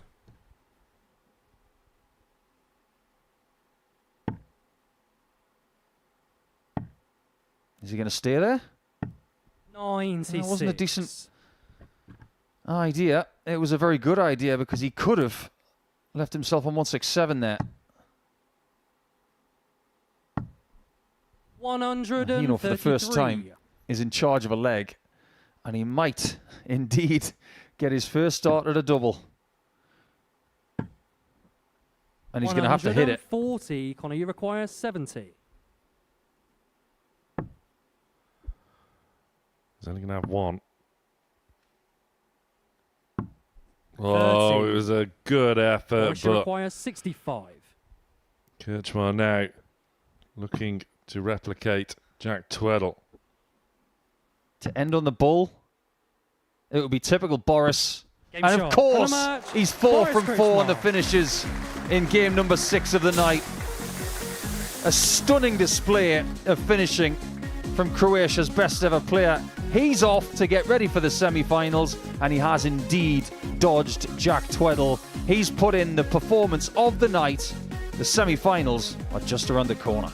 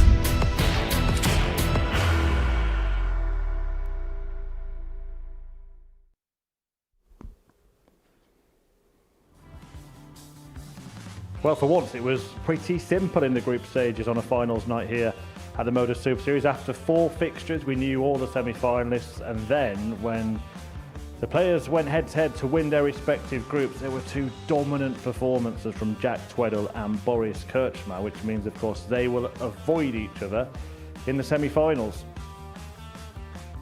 And this is the order of play for those semi-finals. Jack Tweddle takes on Conor Heenahan.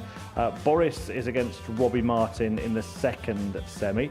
Paul Nicholson has joined me in the studio to chat about what we've seen. And before we go on to previewing the semi-finals, Paul, let's talk about the big name that won't be there in terms of the Series 13 champion, Jack Drayton. The title defence is over. He won't be at Champions Week. Is he unlucky, or is it the right result in the end? Yeah, I think it's the right result in the end. I think if you look at the demeanour of Jack at the end of his defeats, I think he understands that his game is not quite at the level that it was over the last few months. So there's a bit of work to do over the summer to make sure that when he goes to development tour darts and to other stuff, that he just gets that sharpness back towards the end of the season. But this week, it wasn't quite there. You finish in the bottom half of Group A to start with, and then you play much better in Group C. We'll give him the credit for that, but he just wasn't quite at the level of some of the players that he was up against tonight, and I think it was the right result. At 19 years of age, we'll see him have another go, won't we? Yes, absolutely. I think everybody wants to fast-track themselves to the PDC Pro Tour, but he's got so many options. He can play golf, he can play darts, and he can play darts in many, many places. But the thing is, his apprenticeship has only just started. Don't need everything immediately. He's got lots of stuff this year, winning in various tours. It doesn't mean he's got to win all the time. You learn more from losing than you do from winning, so I'm sure he's learned a lot about himself over the last 6 days. Yeah, and it's the old adage, isn't it? Winning a second title is always harder than the first. Robbie Martin was a man who put paid to Jack's chances, and he went through, and we've kind of got that inconsistent night that you sort of said we might have based on what he's done this week, but he's there, he's still going. Yeah, I don't think it's just myself who's been talking about this over the course of the last few days. I've spoken to Sam, I've spoken to other commentators who were here this week. The performances have been extremely up and down, but now he's only got to find 60 minutes worth of really good stuff. And if you can do that, you can have that title. We've got 3 players left who haven't won a weekly title yet, and Conor Heenahan, who is the outsider of everybody here tonight. It is a befuddling 8 days that we've had here at the Modus Super Series, but it just goes to show that if you can find something on a Saturday night, anything's possible. Well, one player who has been consistent, and yes, he hasn't won a Super Series title, but he did win the biggest prize we've ever had on this stage, a £60,000 ADC Global Championship, is Jack Tweddle, who has just come in tonight and picked up where he left off on Wednesday. Yeah, very much so. I've mentioned a couple of times tonight that his performances this evening remind me of Henry Coates in week 3. He's going up there with a view to dominating his opponents. Excellent scoring, really good consistency. The doubling is very effective as well. Averages nearly 97 in his first game, 92 and a bit with the next one. It's the kind of stuff that takes you far when you're playing knockout-style stuff on a Saturday night. And maybe he's going to be going up against Boris in a final tonight. I think that's the final that everybody wants to see. Well, what an equally good performance we've just seen from Boris. That's the kind of imposing performance you can get from someone with his talent. It's an average of nearly 102, and that doesn't surprise anyone. But when you see him go 4 from 4 on doubles, and he ends on a bullseye, that's about as Boris Krčma as a performance as you could ever wish for. And I just hope he hasn't peaked too soon. I'd like to think that there's another couple of games in him, but we have seen him peak a little bit too soon on a couple of occasions before. He has been on the PDC tour. We know what he's done in the soft tip game. He's really earmarked this as somewhere where he maybe doesn't just think he could win, somewhere where he thinks he should win. That's exactly what it is. I think when you've travelled as much as Boris has, and he's been everywhere. I don't think he's played darts in South America. That's about it. But he doesn't want someone to have a conversation with him, and that's someone being Romeo Gerbevats. Oh, I've won there, but you haven't. He wants to put pay to that little asterisk of, you know, I'm a Croatian player. I'm the best that Croatia have ever had, but I didn't win there, but Romeo did. So he wants to win tonight because he wants the money. He wants to say that he's got a medal, and he's been to Portsmouth, and he's won. He doesn't want that to be a glitch on his resume. Conor Heenan has done that, as we've discussed. I mean, you picked out the value in that price as the outsider earlier tonight. And again, you've got to be in it to win it. It doesn't really matter what happened in the last group game, does it? No, he'll understand that it didn't matter. He looked a little bit intimidated by Boris, but he wouldn't be the first person. But now he doesn't have to worry about him in the semi-final. He could almost use that game as a warm-up to make sure that whatever he's feeling, he's got about 10 minutes to put it right before he goes up against Tweddle. But now, if he wants to get that second weekly, as well as winning the international pairs, he's going to have to find his best stuff of the week and then some more. A word on Mr. Mitchell as well. He's not the world champion player that we used to see. It's not something that we should expect from him these days. He'd be the first to admit that himself, isn't he? He's very much a player that's trying to rediscover his game. So, on reflection, does he take the positives out of the week and the night? There's nothing but positives. I can sit here and say loads of positive things about Scott because maybe I should, because he works with us, but these are honest utterings from me because you've seen people who work here as a commentator or a presenter and they try and have one last go or they try to get one more bit of glory and they don't even make Saturday. I'll put my hand up and I'll say that I tried and I didn't make Saturday. But the thing is, he's still doing that. He won 5 games out of 8 on Thursday and Friday. That's hard to do. So take the positives, reassess over the next few days and figure out whether you can get another try and get that elusive medal maybe by the end of the year. Absolutely. Yeah, some presenters have one go at things. Henry Deacon and golf, we never want to see that again. But what we do want to see is tonight's semi-finals and final, which are just around the corner, just minutes away actually. And it's going to be Jack Tweddle against Conor Heenan in the first. Boris Kirchmar takes on Robbie Martin in the second. I mean, looking at it now, based on what we've just seen, we have to be leading towards that Tweddle versus Kirchmar final, don't we? Yes.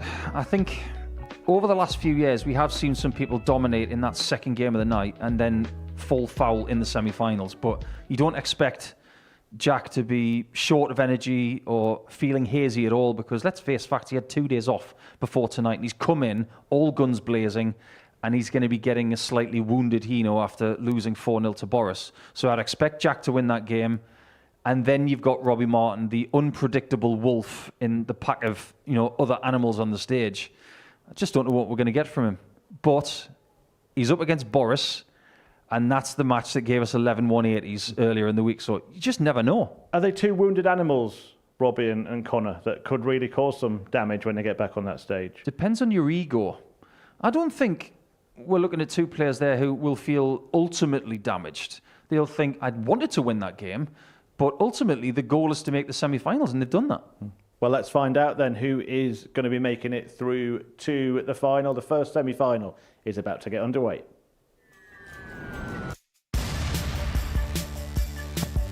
Oh, this is simply magnificent. Jack Tweddle. You're losing options.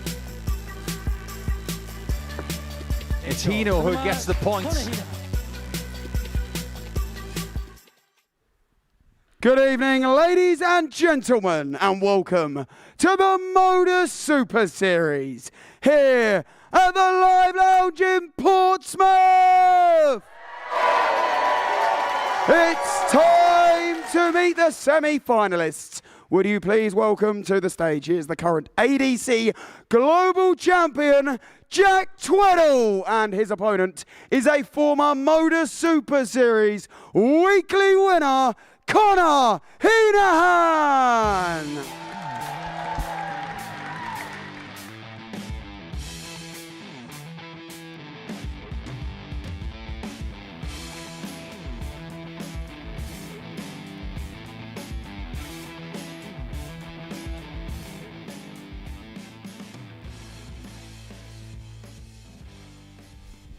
So here we go then. 4 remain at this finals night, and Jack Tweddle is about to take on Conor Heenan in the first of the 2 semi-finals. Feeling the heat already.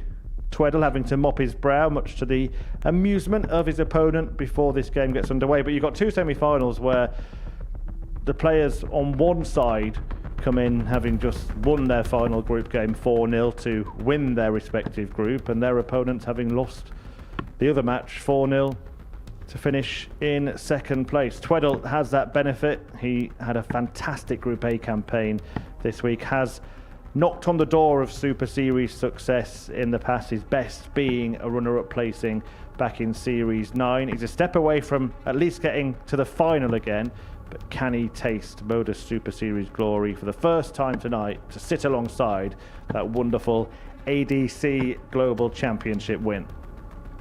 The opponent, Conor Heenahan, 27 years of age, has had success at the Live Lounge before, has had some brilliant moments as well, including 9-dart finishes aplenty on this stage. Was the outsider, with the bookmakers haven't fancied him all week, but he's out to upset the odds. And having seen what we saw in the previous games, a victory in this one would be something of an upset. And talking you through every dart all night, the commentary team remains Paul Nicholson and Sam Mulliner. Thank you, Murph. First meeting between these two this week. Jack Tweddle, the Group A winner. Conor Heenahan, the Group B winner. Jack Tweddle has been in imperious form, not just tonight, but all week.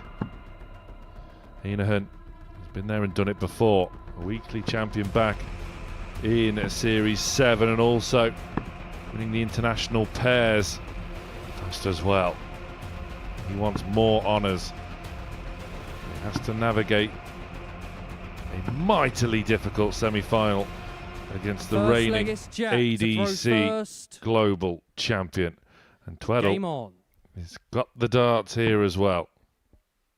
And one thing we shouldn't forget, Sam, is that out of the 4 players we got left, we've got all of the group winners from this week. And I'm not talking about the group winners from tonight. A, Jack Tweddle. 39. B, Heenahan. C, Crutchmer. The odd one out, Robbie Martin. And he was second in the 2 groups he played. 95. But we can't escape just how well Tweddle has played this week. He's now won 13 of 17 games for a win percentage of 76 for the week. But Heenahan, his job here is to have his best game of the week. And his job here is to just make Tweddle think, 99. maybe overthink. This is where he is. Come on, stuck before. Tweddle yet to win the regulation week here at the Super Series, but away from 45. the Globals. His closest effort came back in Series 9 where it was hammer time.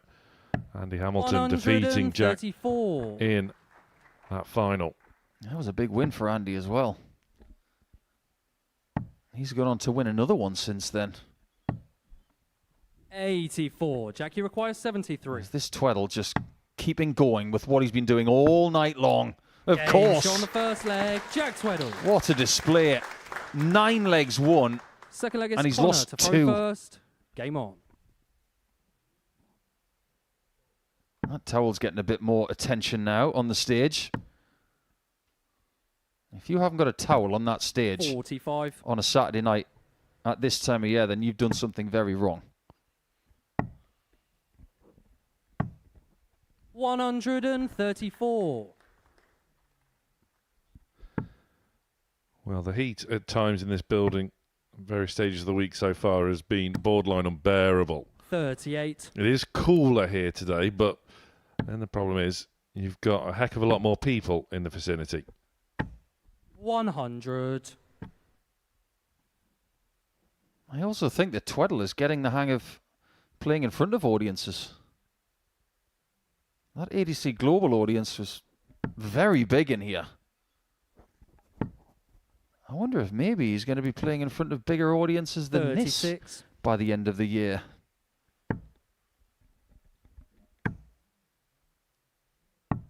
$59. Yeah, still has a little bit of work to do in the Challenge Tour. Don't get me wrong, he is very prominent in it and gets call-ups to the Pro Tour pretty regularly. 43. And then when he does get that call-up, he does, more often than not, make it pay. 134. There's nothing wrong with being money hungry. Oh, lots of fans and patrons. You see, 180 cards are multifunctional.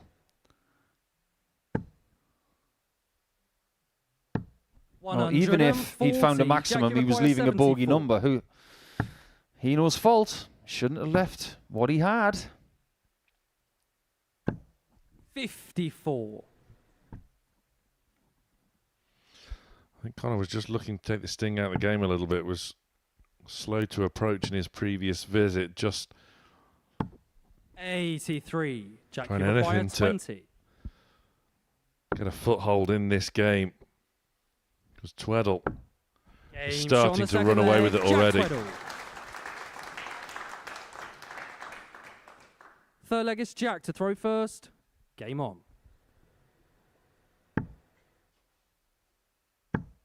We're not even into week 10.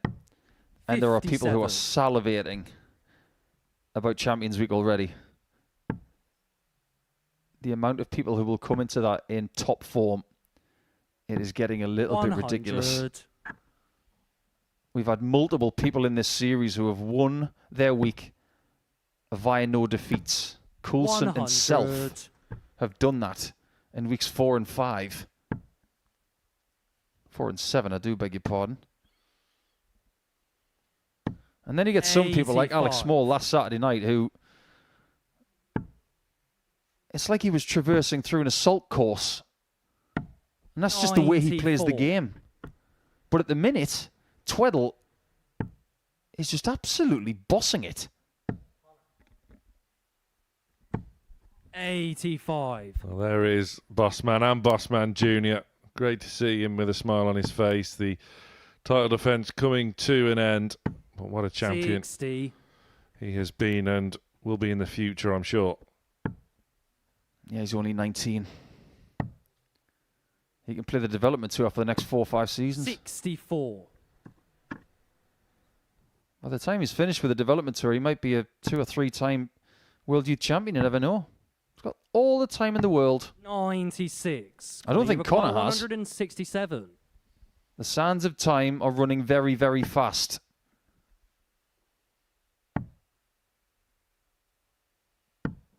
$95. Jack, you require 94. To put himself one away. Double 18. 76. Really did frighten Connor, it. you require 72. Sometimes the mark of a player in form is when they miss, they only just miss. I don't think this can miss. 32. That's what I'm talking about. Tweddle misses Jack, you by a require wire. 18. Heenahan misses by over a centimetre. Heenahan was also reliable on tops throughout Group B, and he's going to get another chance at it. That was unexpected from Tweddle. I'm quite Connor, surprised he didn't require split 40. that. Seeing more and more people split 18 than ever before. Come on, Connor. You got to hit it. Very well done. Grittiness from Heenahan. And we've seen plenty of that over the last 5 years. Fourth leg is Connor Roaring to throw himself first. into life. Game on. Shaking his head because he knows the signs were there on Thursday and Friday in Group B. Those same signs haven't come out yet here this evening. 29. They need to, and need to quickly. 96. Jack hasn't had a lull so far tonight. I think Connor will be hoping that it's about to happen. 100.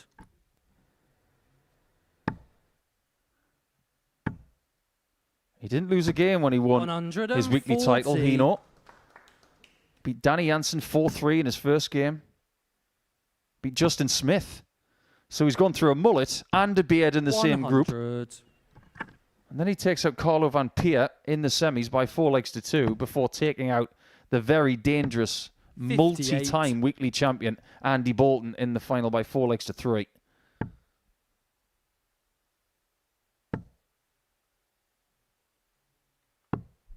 $88. Oh, he needed that 25, didn't he? And Tweddle 137. He's in no mood to be charitable. Tweddle is a real man on a mission here this evening. Yeah, you're not kidding.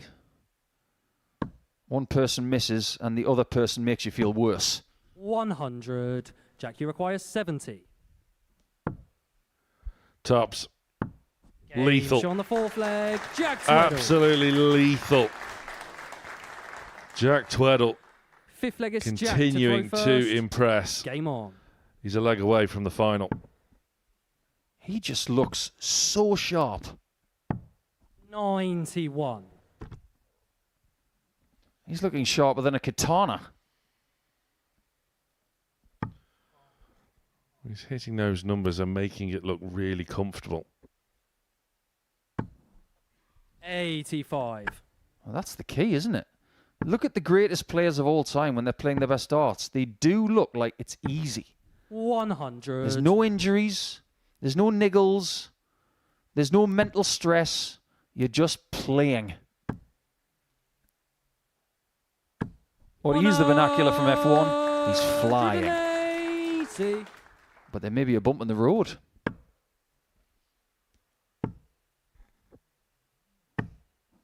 $85. Well, we see a thumbs up from Tweddle, the sarcastic one, which is become more and more frequent with players at the moment. And Heenahan goes trebleless. The last 6 darts say it all. 180 followed by 41. And look at the response from Tweddle. That's the second time in 2 legs that he's seen a mistake from his opponent and he's made him pay for it.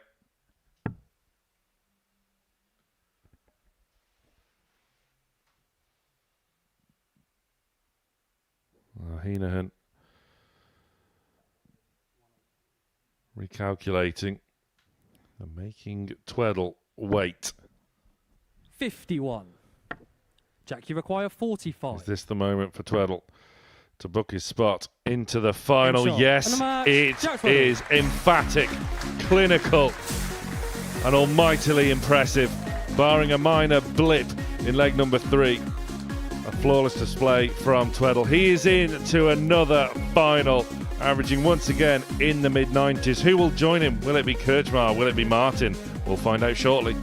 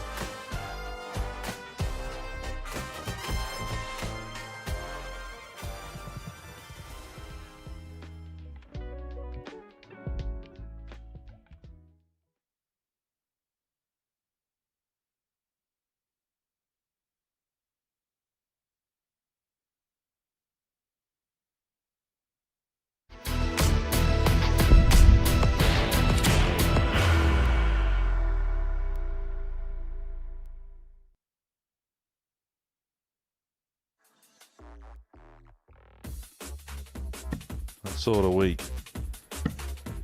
Oh, look at this from Oliver King, firing himself level. Works his way down and finds the target. He does.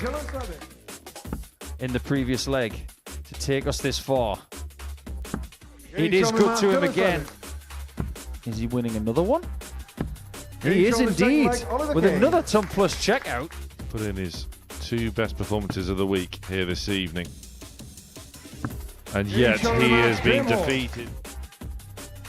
Can he bring the heart rate down? And his score to 0. Yes, he can, Sam Spivey. And there it is. G-Man. This looks familiar. Where have we seen that before?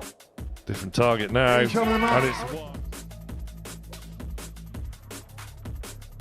This is the first start to double. And it's the only one we're going to get in leg 1. It's there, and Spivey is a little bit more. There it is. On we go. From Ryan Branley. Small punishes, and it's another final.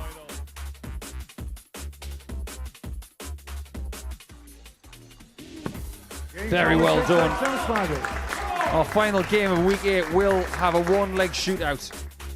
Small has already missed 2 match darts. He finds it with his third for his third.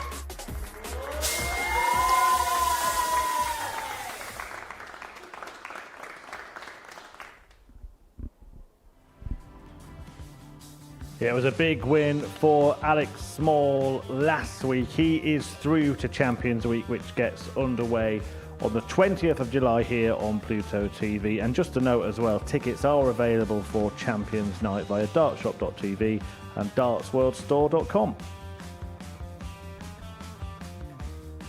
Back to tonight, looking to join him is Jack Tweddle after a 4-1 victory over Conor Heenan in the first semi-final of the evening. The second features Croatia's Boris Krčmar against Robbie Martin from Dorset here in the UK, and that is about to get underway. It will be typical Boris. And of course, he's 4 from 4 on the Next to split. Martin to land a knockout blow. There it is. Good evening, ladies and gentlemen, and welcome back to the Modus Super Series here at the Live Lounge in Portsmouth. It's time to meet the second set of semi-finalists. Would you please welcome to the stage, here's a former ADC Global semi-finalist, Robbie Martin, and his opponent is a former 15-time soft tip champion of the world, Boris Krčmar.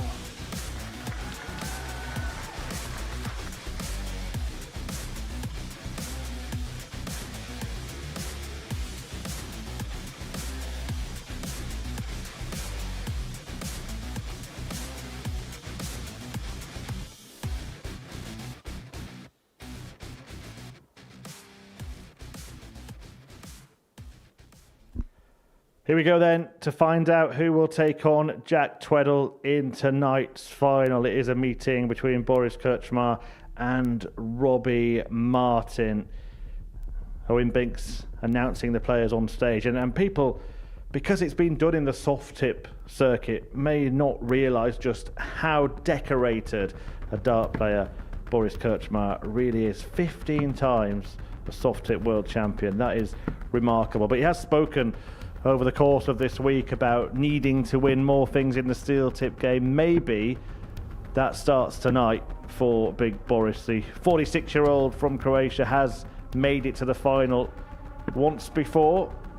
A couple of series ago, he's a step away from the weekly decider again.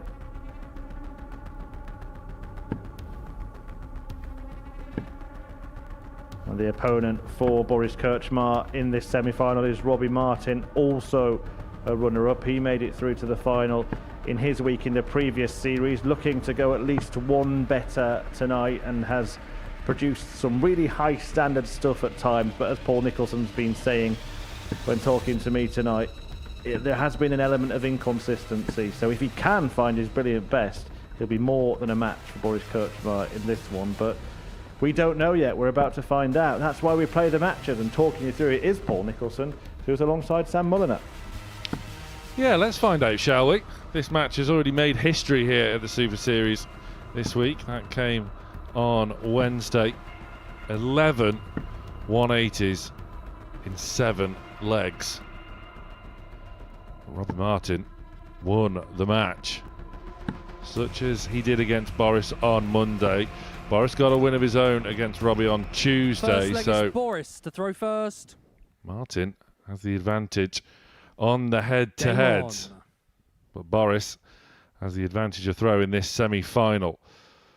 It has all the hallmarks of another classic, but that does very much depend 140. on which Robbie Martin turns up. But Boris is all business once again. I genuinely thought he was going to start with another maximum. Not that long ago, 57. it was England 4, Croatia 2.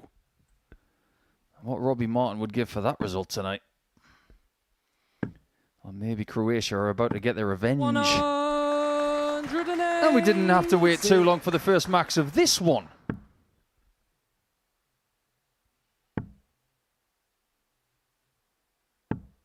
$60. Yeah, when speaking to Robbie earlier on this evening, talking to him about that sort of bizarre performance on Friday night, he simply didn't have any answers. 145. He's got to start asking questions of Kirchmar, though. Yeah, Robbie's going to have to be careful here, because what some people might not understand is that Boris has got a very high level of performance in steel-tip darts. And I'm talking really high, elite level. Not just 10 darters. Second leg is Robbie to throw first. But this guy can do anything. He's averaged over 120 in a best of 11 match in the PDC. If you're part of the 120 plus club, you are a serious dart player.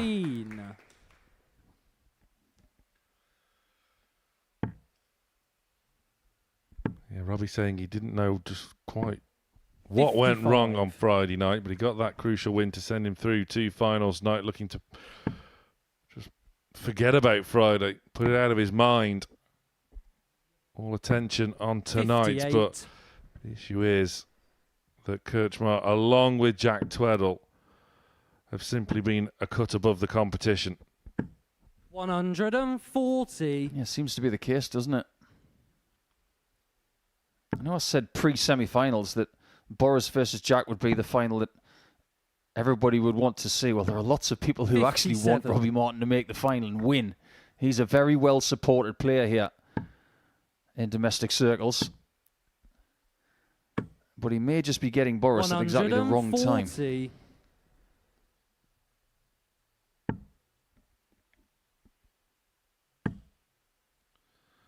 Quick glance at the score. 180.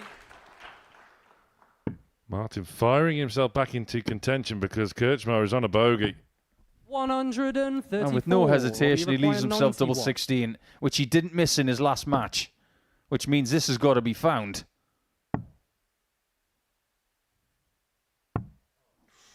It isn't by some distance. So 32. say hello to 2-0.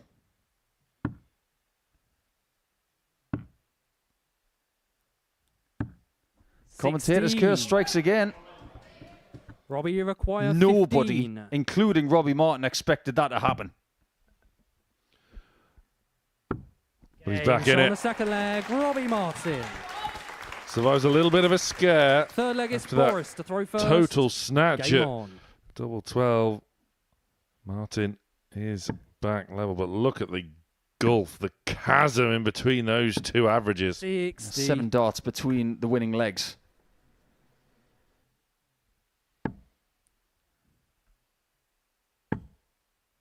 What is it about this fixture that yields 180s? What is it? 108. It's not like they're hitting 180s the same way. You've got Boris who likes to stack on top, and then Martin who likes to stack underneath. 134. Who'd have thought that these two playing against each other would give you 180 chemistry? 125. It was almost the fourth of the match. All Martin had 96. was a glimmer in those opening two legs, and now there is genuine hope. Why was Kretschmer going for the switch there? It was the 60 that would have left 170. 58. Not the 57. He's already left 166 in the previous leg, so I'm not going to question his counting abilities. No, go on, you go and tell him. But he has made a couple of errors.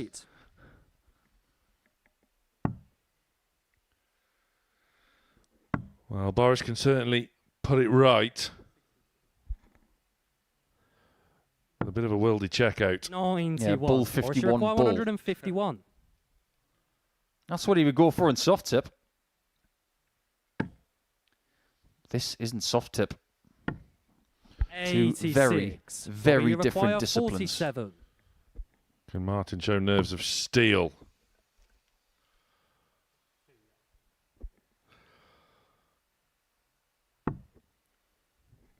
Test of composure. 15. Just the littlest of Boris wobbles. requires 65. And Boris steps in for a number that he's already hit tonight. And he's hit it again. On a third leg. Another Boris 17 Kretschmer. darter, but this time it's the Croatian who takes it. Fourth leg is Robbie to throw first. Game on. Well, they both repaid the favour then.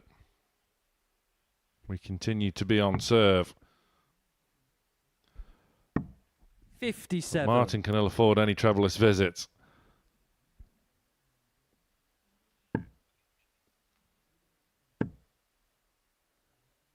And they are both playing 140. day number 6.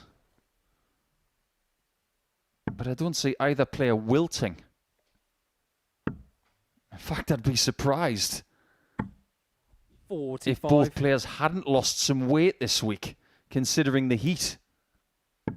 Litres of perspiration, and they want to make that count for something. 58. There are certain players where making Saturday is a win in itself. For these two, right now, Saturday is not enough. 100. They need more.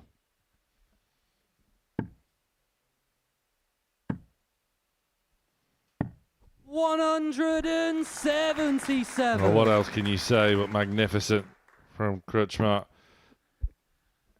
Did not even entertain starting on 19s. For Yeah, neither did Robbie Martin, though.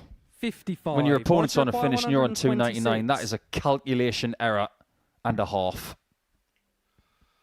Heads in a spin. And it's James Kretschmer on the fourth charge. leg. Boris Kretschmer. A majestic 126. His average is increasing even further, even This leg is higher. He Boris has to throw continued first. to Game get on. better and better and better as the week has progressed. And he is peaking at the right time. Isn't he just? 140. The soft tip titles that he's won in Asian countries, those days are long. They're so long. You need an engine on a Saturday night. It's going to have to rev. And if Martin wants to make the final for a second consecutive series, he's going to have to rev like never before. 58.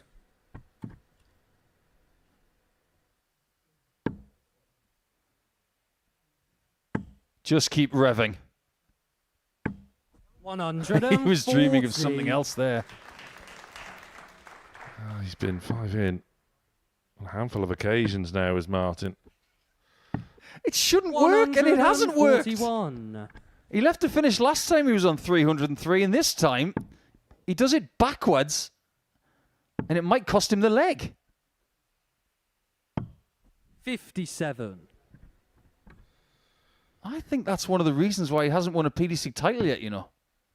Just those key errors could cost you an awful lot. But he leaves 32, Robbie, you and require Martin needs to hit this, 124. otherwise he's going home.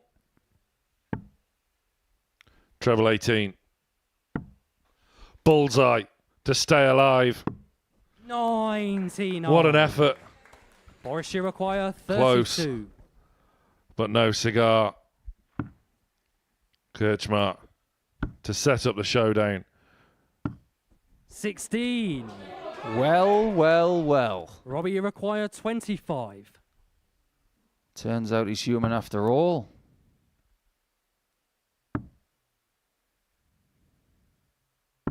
Okay, Turns out that Robbie Martin's still alive after all. Martin.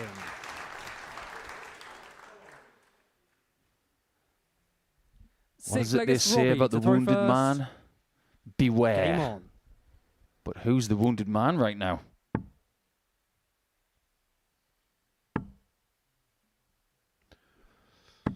Yes, so far this evening it's been all Tweddle, it's been all Boris Kirchmar, but let's not detract away from the fact that Robbie Martin is one serious player with tremendous ability. He really is. He does have 180 ability. And he's got the ability to stick in there with a very, very good player, averaging 107, 108. 42. They all say you need that little bit of fortune. Need someone to miss every now and again. He's had that. 60. Can he take advantage of it? That is the question now. Whatever you do, you've got to switch on 359 at some point. 57. Oh, Martin is very high on the winners in waiting list here at the Super Series. Series 13, he ran into one of the Super Series greats in Derek Coulson. Now he's running into one of the greats from the soft tip circuit. Yeah, just a 5 this time. Martin wants more. But the only way he gets more 180s is if there's another leg. 6 from here, given that miscount by Martin. 95. It just goes to show you can't have miscounts like that at the top level. You just can't. You've got to be able to figure that out. 96. Boris, you require 66. Well, he's battled away as Martin. Kirchmar, of course, he went the bull route. Double 16. This shot. time And it the goes, Boris and it Kirchmar. is that showdown we expected. We almost wanted as well. It's going to be Jack Tweddle against Boris Kirchmar in this evening's final. Again, Boris very quick to leave the stage. He isn't hanging around. And why hang around when you've just averaged over 106? It's Kirchmar, it's Tweddle in tonight's blockbuster finale.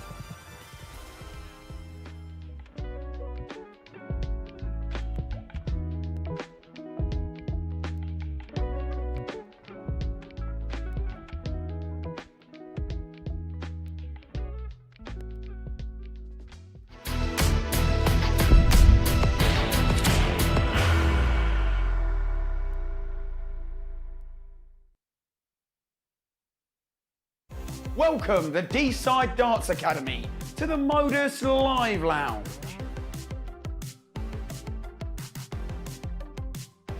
The young prospects paving the future of darts.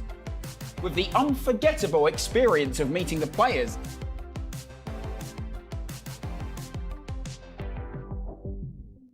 and throwing on the Live Lounge stage. Oliver, Freddie and Tyler. Welcome, Jack Drayton.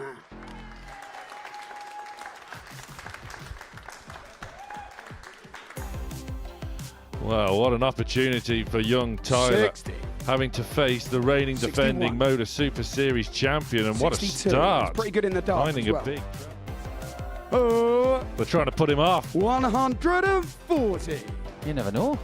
You're laying down the law to Tyler. Who's next? Treble or two. It's a nice angle of entry from this young 81. man. 101. And he's finding his You're not happy feet. with that? 3 more darts. 50. I hope this isn't a No, bounce then. out. Oh, he's done it again. He's done it again. The Crept cheat. over the line. The utter... Bad deflection. 107. Oh, that is Not sure it's going to be enough. unlucky. It's Freddie Argyle. Wow, look at that. The full. That is fantastic. Think your academy would enjoy the full Live Lounge experience? Get in touch and email superseries@motorsports.com. We look forward to hearing from you. Yeah, the D-Side Darts Academy here at the Modus Super Series tonight, and they have been watching themselves in some pre-show activity there they had with the Super Series champion Jack Drayton, all enjoying their nights. Great to see, Paul. Academy have come over from Wales tonight to be here and enjoy the action, and they've been treated, haven't they, to a fantastic night of darts. Yeah, they were covering themselves in glory on the stage because it's a nerve-wracking experience for a young star to go up there and be under the lights when it's this warm in front of all of the people that they play against every week when they play Academy darts. But it's not just for the kids as well, it's for the people who run those academies. All of the work they do, when they come to a place like this, they can see the kids having so much fun. And it's such a great venture from the Modus Super Series to give them the opportunity to do such a thing, because it could stoke the hunger for them to work a little bit harder at academy, maybe go on to something further, and it gives them something to look forward to. It's a fabulous, fabulous venture. Yeah, and if you do want to come along with your darts academy, as you just saw there, superseries@motorsports.com is the email address you need. Returning to the action that they've been watching while they've been sitting off the stage tonight, well, this is what they have witnessed in the last couple of games, and it was pretty much what we expected when we chatted, actually not that long ago, Paul. Yeah, absolutely. We thought that Tweddle would play against Crutchmer in the final. We thought that maybe Robbie Martin would have something to say about it. He fought his heart out, to give him his due. He was trying to get back into that scoring zone that he had against Boris earlier in the week. But it just didn't feel like Boris was in the mood to be that charitable. He did miss 3 darts at double 16 to win the match a little bit sooner, but ultimately just too good. And the way he's played in his last 2 matches, he was absolutely sensational. What about the way Jack Tweddle put Conor Heenahan away? What did you make of that performance? Well, I said it before, and I'll say it again. He's going through every game with a confidence that I've never seen from him before. He just feels like he's going to win every match he plays. He didn't win every match he played earlier in the week, but when people were beating him, they were playing really, really well. And fascinatingly, one of the people who has bettered him this week is Boris Crutchmer. We'll get into that in due course, but I just feel like Jack's story is only 1/3 told. Yeah. We're not talking about someone who's won a week here yet. We're talking about an ADC global champion who has got an inspirational story. But we've got no idea where he could go from this kind of confidence. We know what he could potentially do in the next 25 minutes, but this could be a seriously profitable 6 months if he really clicks into this sort of gear. Where would this sort of sit alongside, obviously, the ADC Global Championship in terms of monetary success, in terms of that sort of amateur, the best player in amateur darts title is going to be right at the top. But if he were to win tonight and then go on and win a Champions Week, arguably, a lot of players rate that at least on the same level. Yeah, I think they do. I think your point about finances is very apt as well. We always use the example of Nathan Aspinall when He won the UK Open. He won £100,000, and all of a sudden he's not playing for money anymore. He's playing for ranking position. He's ranking titles is what he's after, and his career has been extremely successful since. So when you get a cash injection of £60,000 into your darting life, all of a sudden the next tournament you go to, it's not about money. It's purely about winning. And I think that pressure has been lifted from Tweddle. And now it's not about winning £5,000 in this match. It's about getting the medal and actually having a chance of more legacy. Boris, I mean, you mentioned Jack's story might only be half told. Boris Krčmar's story is not that familiar, is it? We all say he was this amazing player on the soft tip circuit, but he was and is a prolific winner. But he feels like he's got something to prove in steel tip darts, doesn't he? Yes, I think he does. We've mentioned the level that he's attained. It was a World Championship qualifier. He averaged over 120. That had everybody's attention. He's played some incredible players at Ali Pali, and we've seen him cry on the stage because it means that much to him. It means the world to him to play in Croatian colours and succeed and to inspire the next generation as well as himself for his next venture. But his story is far from told in steel tip. He hasn't won a PDC title. He's not one of those guys who goes to the Challenge Tour. He's someone who has earmarked this place as the steel tip challenge he needs to conquer next. And if he does, who knows where that could lead? Because I'm sure you haven't seen what it's like for Boris to walk around Hong Kong or Kuala Lumpur or Tokyo. He can't walk the streets. It's not just because he's huge. He's not Godzilla. But the fact is, everybody knows his name. Everybody knows who he is. In soft tip, he's a celebrity. But in steel tip, he's just brilliant. He's come close before here as well, hasn't he? So it's not just about transferring that soft tip to the steel tip stage. It's about kind of getting a little bit of redemption for moments like this. Ask Neil Duff. The first few cracks he had on this stage in finals, he came up short. When he figured it out, series in, series out, he would get those medals, he'd get those trophy lifts. Boris hasn't had that yet. He's had 2 close calls. That was the closest against Tom Sykes. He was defeated by Ryan Brandley in a semi-final thereafter. So now that he's back in a final, he would like to get the monkey off his back. Just quickly before we move on, for those who are watching this on Pluto TV and don't really maybe know what we're talking about when we refer to soft tip, just explain the difference between the two games. It's the difference between playing snooker and playing pool, 2 very different disciplines. In steel tip darts, you're throwing against a board that's made of plant materials, so it's a plant-based sport. But in soft tip, you're throwing darts that have a plastic end, not a steel end, and you're throwing against a rubberized computer dartboard that registers the scores for you, and it's a very different format. You play a lot of cricket, which is tactical. You play a lot of 0-1, and they focus on the bullseye. Just very, very different. Boris Krčmar, though, out to master both versions of the game, and he is through to the final here at finals night tonight. He's going to take on Jack Tweddle.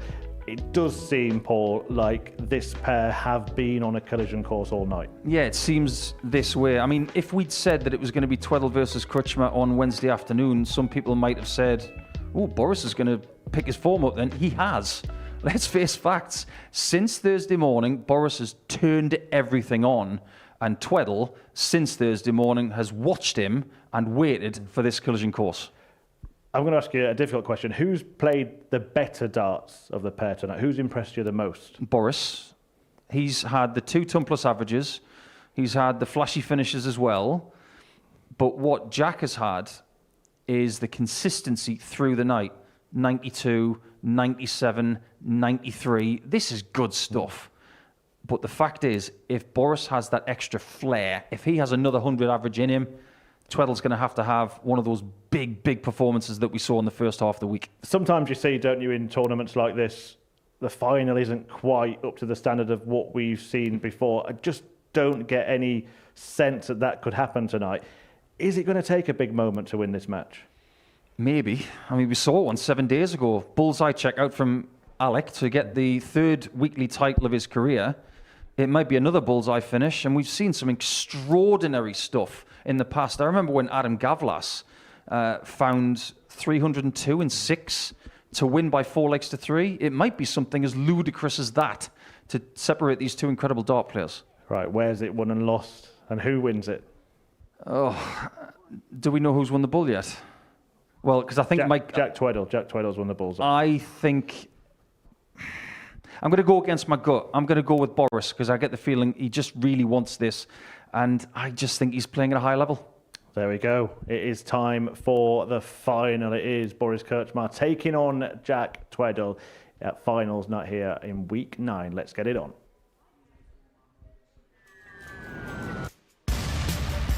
Just the moment for Tweddle to book his spot into the final. Yes, it is. Krčmar, of course, he went the ball route. Double 16. This time it goes. Good evening, ladies and gentlemen, and welcome to the Modus Super Series here at the Live Lounge in Portsmouth.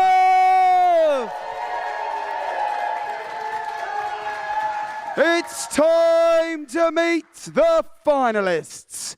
Would you please welcome to the stage, he is a former Modus Super Series weekly runner-up, Jack Tweddle. And his opponent is a former 15-time soft chip champion of the world, Boris Krčmar.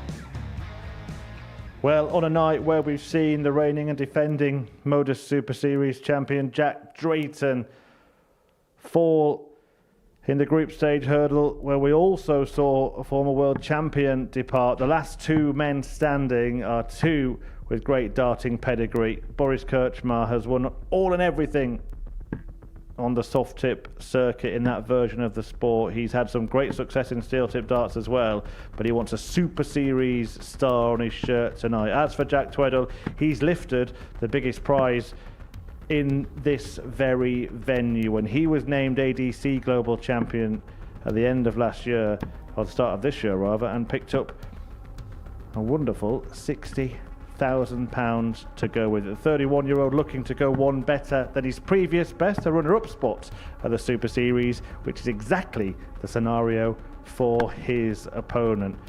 Neither have managed to lift the Super Series trophy yet. I'm sure Boris would have little problem with that, but one of them is going to do that this evening. Is it going to be Krčmar, who is crowned king tonight, or will Tweddle get the medal? We'll find out in the company of Paul Nicholson and Sam Mulliner.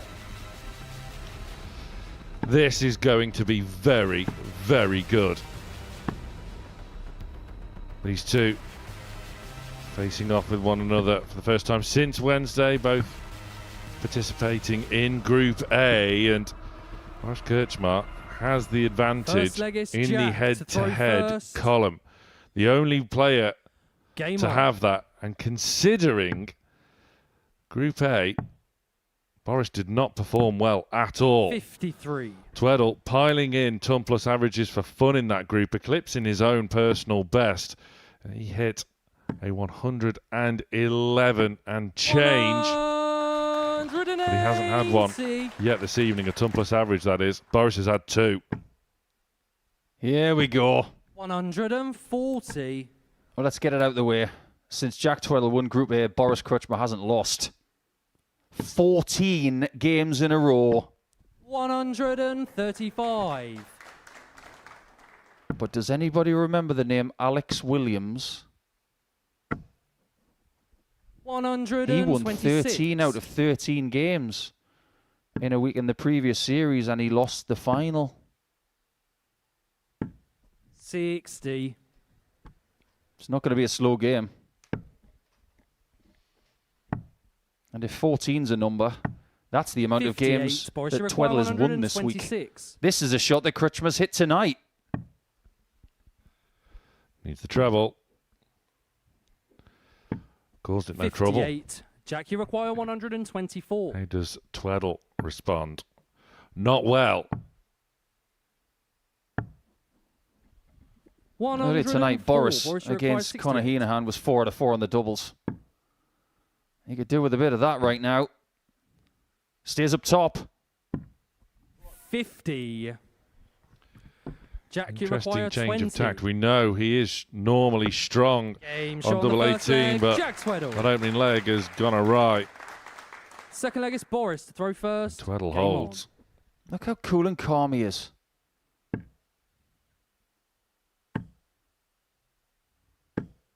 60. He's only lost 3 legs tonight. I said in week 3, I would be flabbergasted if we see a better Saturday night display than Henry Coates in week 3. If Tweddle wins this match 4-0, he will have bettered Henry's performance on Saturday by 1 leg. 100. That's a big ask against big, brilliant Boris, who was 12 out of 25 on the doubles tonight, 3 darts better 41. than his opponent in the final. Drayton and Heenahan in discussion. 96. Tweddle taking that opening leg despite Kirchmar going 5 perfect darts into it. 58. Fair to say, Sam, this game is quite swift. I'd say so. Now that dart just about clinging on into that treble. 100. Was playing with fire.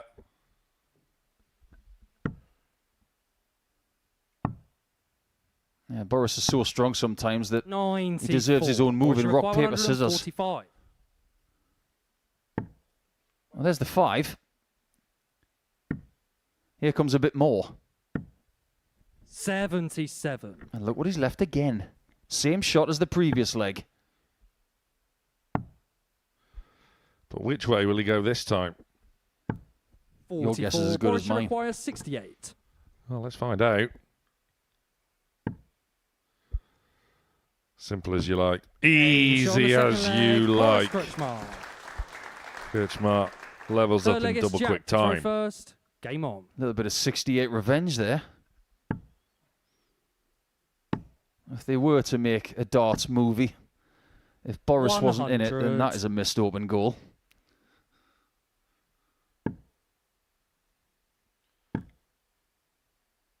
He's got a winning record against Tweddle this week. That can't be ignored. Tweddle has only lost 4 matches all week, but 2 of them have been against Kirchmar. 135. Yeah, the only player has a better record against Jack Tweddle. 60. It's the form that Jack has been in. It's taken some doing. He's taken some beating. 137. But since the end of Wednesday, so has Boris. Nobody could get near him. No one could lay a glove on him in Group C. Jack, you require 129. This doesn't have to go. And if I'm not mistaken, 89. the last 2 darts were for singles, and if they were, that's genius. That's a confident shot. It's not greedy. 85. It makes sense. Jack, you require 40.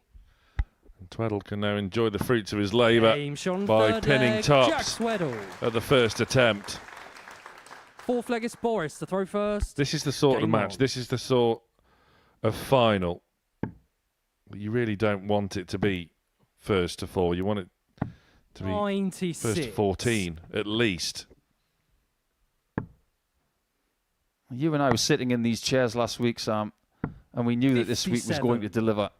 It has not disappointed. It's been a record-breaking week. It's been a record-breaking series. People doing things that we've never seen before. 94. I've said all along, if you're not in form in July, whose fault is 100. that?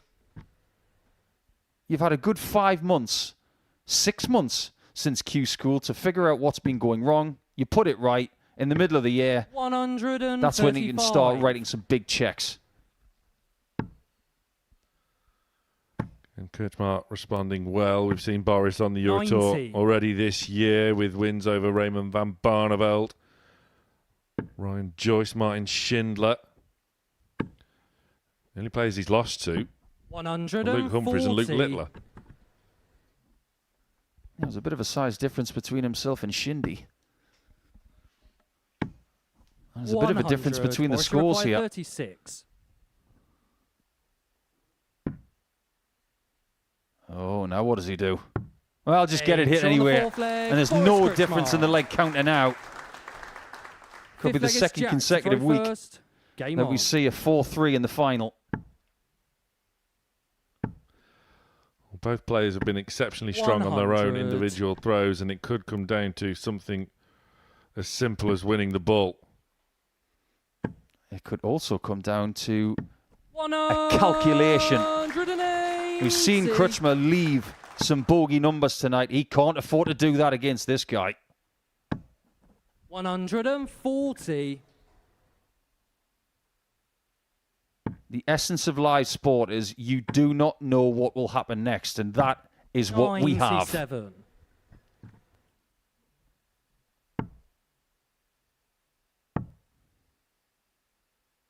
Very sensible. 91. Look what Tweddle did. Everything was right about that.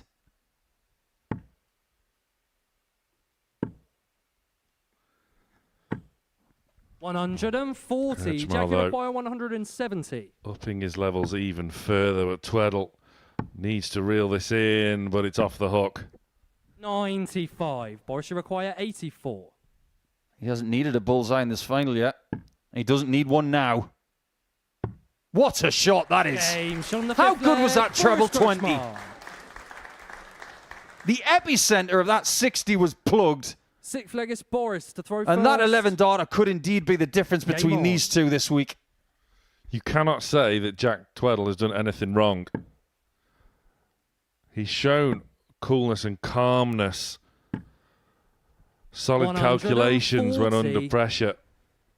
Quite simply, the execution, the sheer ability and talent 43. of Boris Krčma is just overwhelming. It's almost as if Boris brought a combine harvester to Portsmouth tonight because he is mowing through the field. 97. He smashed Scott Mitchell 4-1. He obliterated Hino 4-0. Mitchell probably sold in the combine. And he's getting better as the night goes on.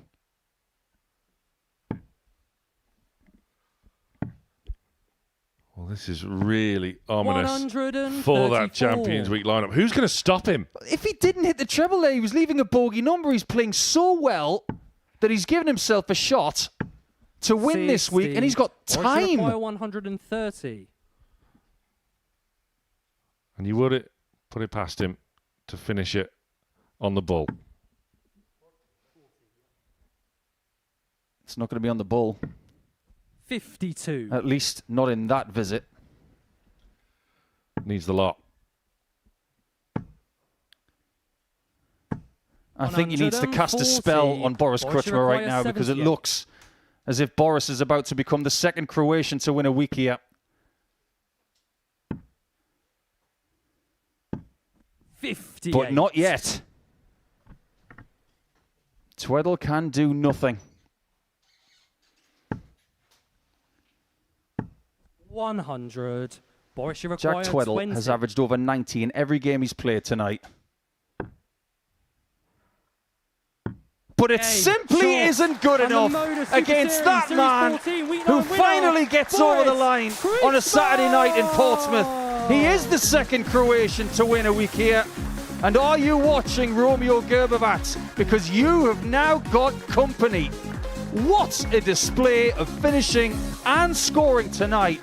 And even with Jack Tweddle not missing a darter double, he simply didn't get enough chances against a player that averaged over 100 in 3 of his 4 games this evening. An incredible display from Boris, who this time on Saturday was impervious and nobody could displace him. 4 legs to 2 for Boris Krčma, and the wait is over for big, brilliant Boris. Certainly is, and he's done it in such an emphatic fashion, hasn't he? A thought for Jack Tweddle, of course, who's played fantastic stuff this week. He goes down, though, 4-2 in the final to Boris Krčma, who is on stage ready to talk to Sam. Boris, What a performance, what a night. We said earlier on this evening you've got better and better and better as the week has gone on. And you did get even better tonight. You must be delighted. Yes. Like I say before, I play better and better. I am very happy. This is my second time. First time I lose in the final, but now I win. And I'm very happy. The Modus is a very good tournament. Very hard, very good players, and I am happy to win. We noted all the stars on your sleeve there from your exploits in soft tip, but you told me on Thursday you want success, more success in steel tip.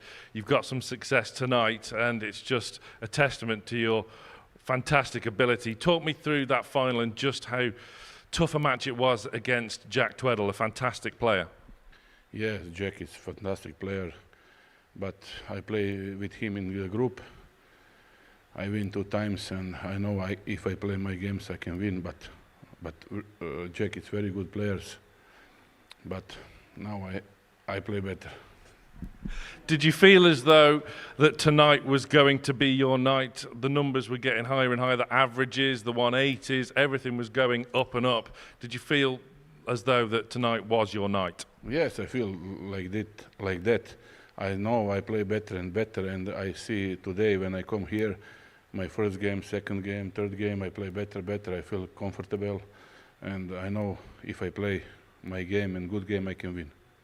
Boris, many congratulations. It's time for you to lift that trophy. Ladies and gentlemen, please give it up for our weekly champion. It's big Boris Kretschmer!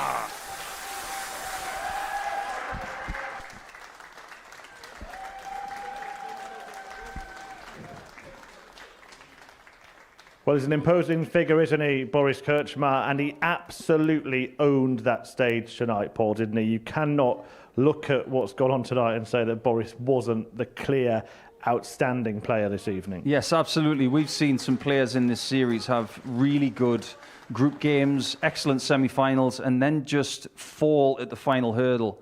But the fact is, he brought his best darts consistently of the week for Saturday night, and he's a killer out there. Really, that's exactly what he was like. He didn't care for reputation. He didn't care for anybody else's stories. He said, I want this right now because I don't know when I'm going to get another chance. Now, obviously, we hope that Boris is going to come back in another series and try again and again, even if he doesn't win tonight. But the thing is, he has now. So, my word, what a performance. And you could see what it meant to him just then. Talking to Sam, you could just see it was a different Boris, wasn't it? He really wanted to say how good he felt. He really wanted to walk up and lift that trophy, get that medal round his neck. This means something to him. Yeah, it does. And with someone like Boris, who is a multi-skilled individual in darts, he's a soft-tip juggernaut, but we shouldn't forget how good he is at this discipline. It's the same. It used to be the same with Mark Selby. He was an incredible pool player and incredible at different disciplines with a cue, and he turned out to be one of the greatest snooker players of all time. Boris is only 46 years of age. He's younger than Peter Wright was when he first became a world champion, so who knows what this could lead to? Absolutely. And just in terms of the way he's gone about, not just tonight, the last 3 days, it shows that the format of this Super Series, the way the weeks pan out, that a poor start is recoverable, isn't it? Yes, it is. And when it comes to Champions Week, we are going to have to talk about players in similar lights. I know that we've talked about Derek Coulson a lot when it comes to 15 out of 15. Well, that was at the start of the week, and that's great.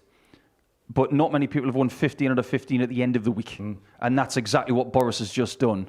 He is a sensational dart player, and he's just proven it. I love the beaming smile on his face as he lifts that trophy as well. The guys from the Darts Academy have come along to watch as well. He had to give it that pose as well, didn't he? The camera nearly caught me trying to do that. You don't want to see that. Scott Mitchell was referencing his guns earlier, but the kids from D-side who have come here tonight, they've been treated to something extra special because they've seen someone that they would never get the chance to see unless they maybe go to Alexandra Palace or to a European Tour event, but they've seen him win tonight. They've seen the medal around his neck. They have seen a genuinely legendary dart player in the flesh. It's been a great series of winners, hasn't it? We've seen some fantastic players take the title so far. When you look at the list of winners in this series, try and tell us, where does he fit? Which names stand out? Is he right at the top?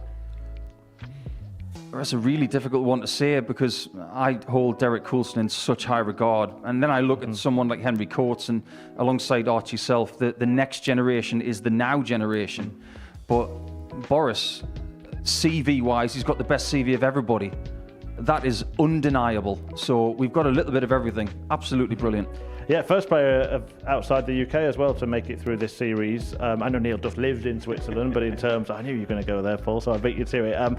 But yeah, that's in terms of the European players coming over, some from further afield from that. It's some commitment to come and play here, isn't it? Yeah, it is. We've had people come here from Cyprus, from Australia, from New Zealand. We've seen Ben Robin a final in the previous series. It's a big commitment to come here, and you want to make the most of it. You want to get that title at the end, just to say that everything was worth it. And just ask Raymond Smith from Series 2, because he won his week. He went back to Australia, and he performed the perfect smash and grab to beat Matt Clark in a final. And then he was 45 minutes away from getting a cab back to Heathrow. Before we end tonight, let's just have a quick look at what's coming next week here at the Live Lounge, because they don't get any easier. Robert Thornton, a legend, returning. Nathan Potter has been fantastic. Many people fancy Jack Aldridge to do some damage here as well. And Kaya Baisel on Thursday comes into Group C on his 16th birthday. What a story. Yeah, that's a great story. I remember when we were playing from home back in 2020 and we welcomed Keane Barry on his 18th birthday, and he's gone on to do some good stuff. So really looking forward to seeing him play alongside another Lee Evans. Just quickly on the two Jacks, Tweddle and Jack Drayton, ADC Global Champion, reigning Super Series champion. They still leave with all sorts of credit and hope for the future, don't they? Yeah, absolutely. I don't think it's been the greatest week for Drayton, but he will learn a lot about how he progresses from this. But I love the class of that man right there. Him standing next to the side of the stage and looking at the person who's just beaten him. Not many people would do that. They go back to the practice room, they'd be licking their wounds. He actually stuck around like the gracious individual he is, and he wanted to see somebody having their moment, even someone who's been playing a lot longer than he has. Plenty coming up on the Modus Super Series channel on Pluto TV. If you haven't got anything else to watch tonight, then the Modus Moments is where you are going to be staying here on Pluto TV. Tomorrow, George Noble, The Final Call. You can watch that documentary on a great refereeing career. That's at 3:30 UK time. As mentioned, we get underway again on Monday in Group A, and next week's finals night returns to its usual slot of 7:30 PM. So, well, do be sitting here waiting for us, because there'll be wall-to-wall darts action on Pluto TV as always. But it's been a fantastic week, a star-studded field for the week and finals night, but Boris Kirchner crushed them all. The new Modus Super Series champion.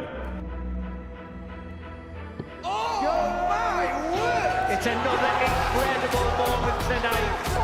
Jeff Smith. It's matched down. 5-star performance. Ball for big fish. It's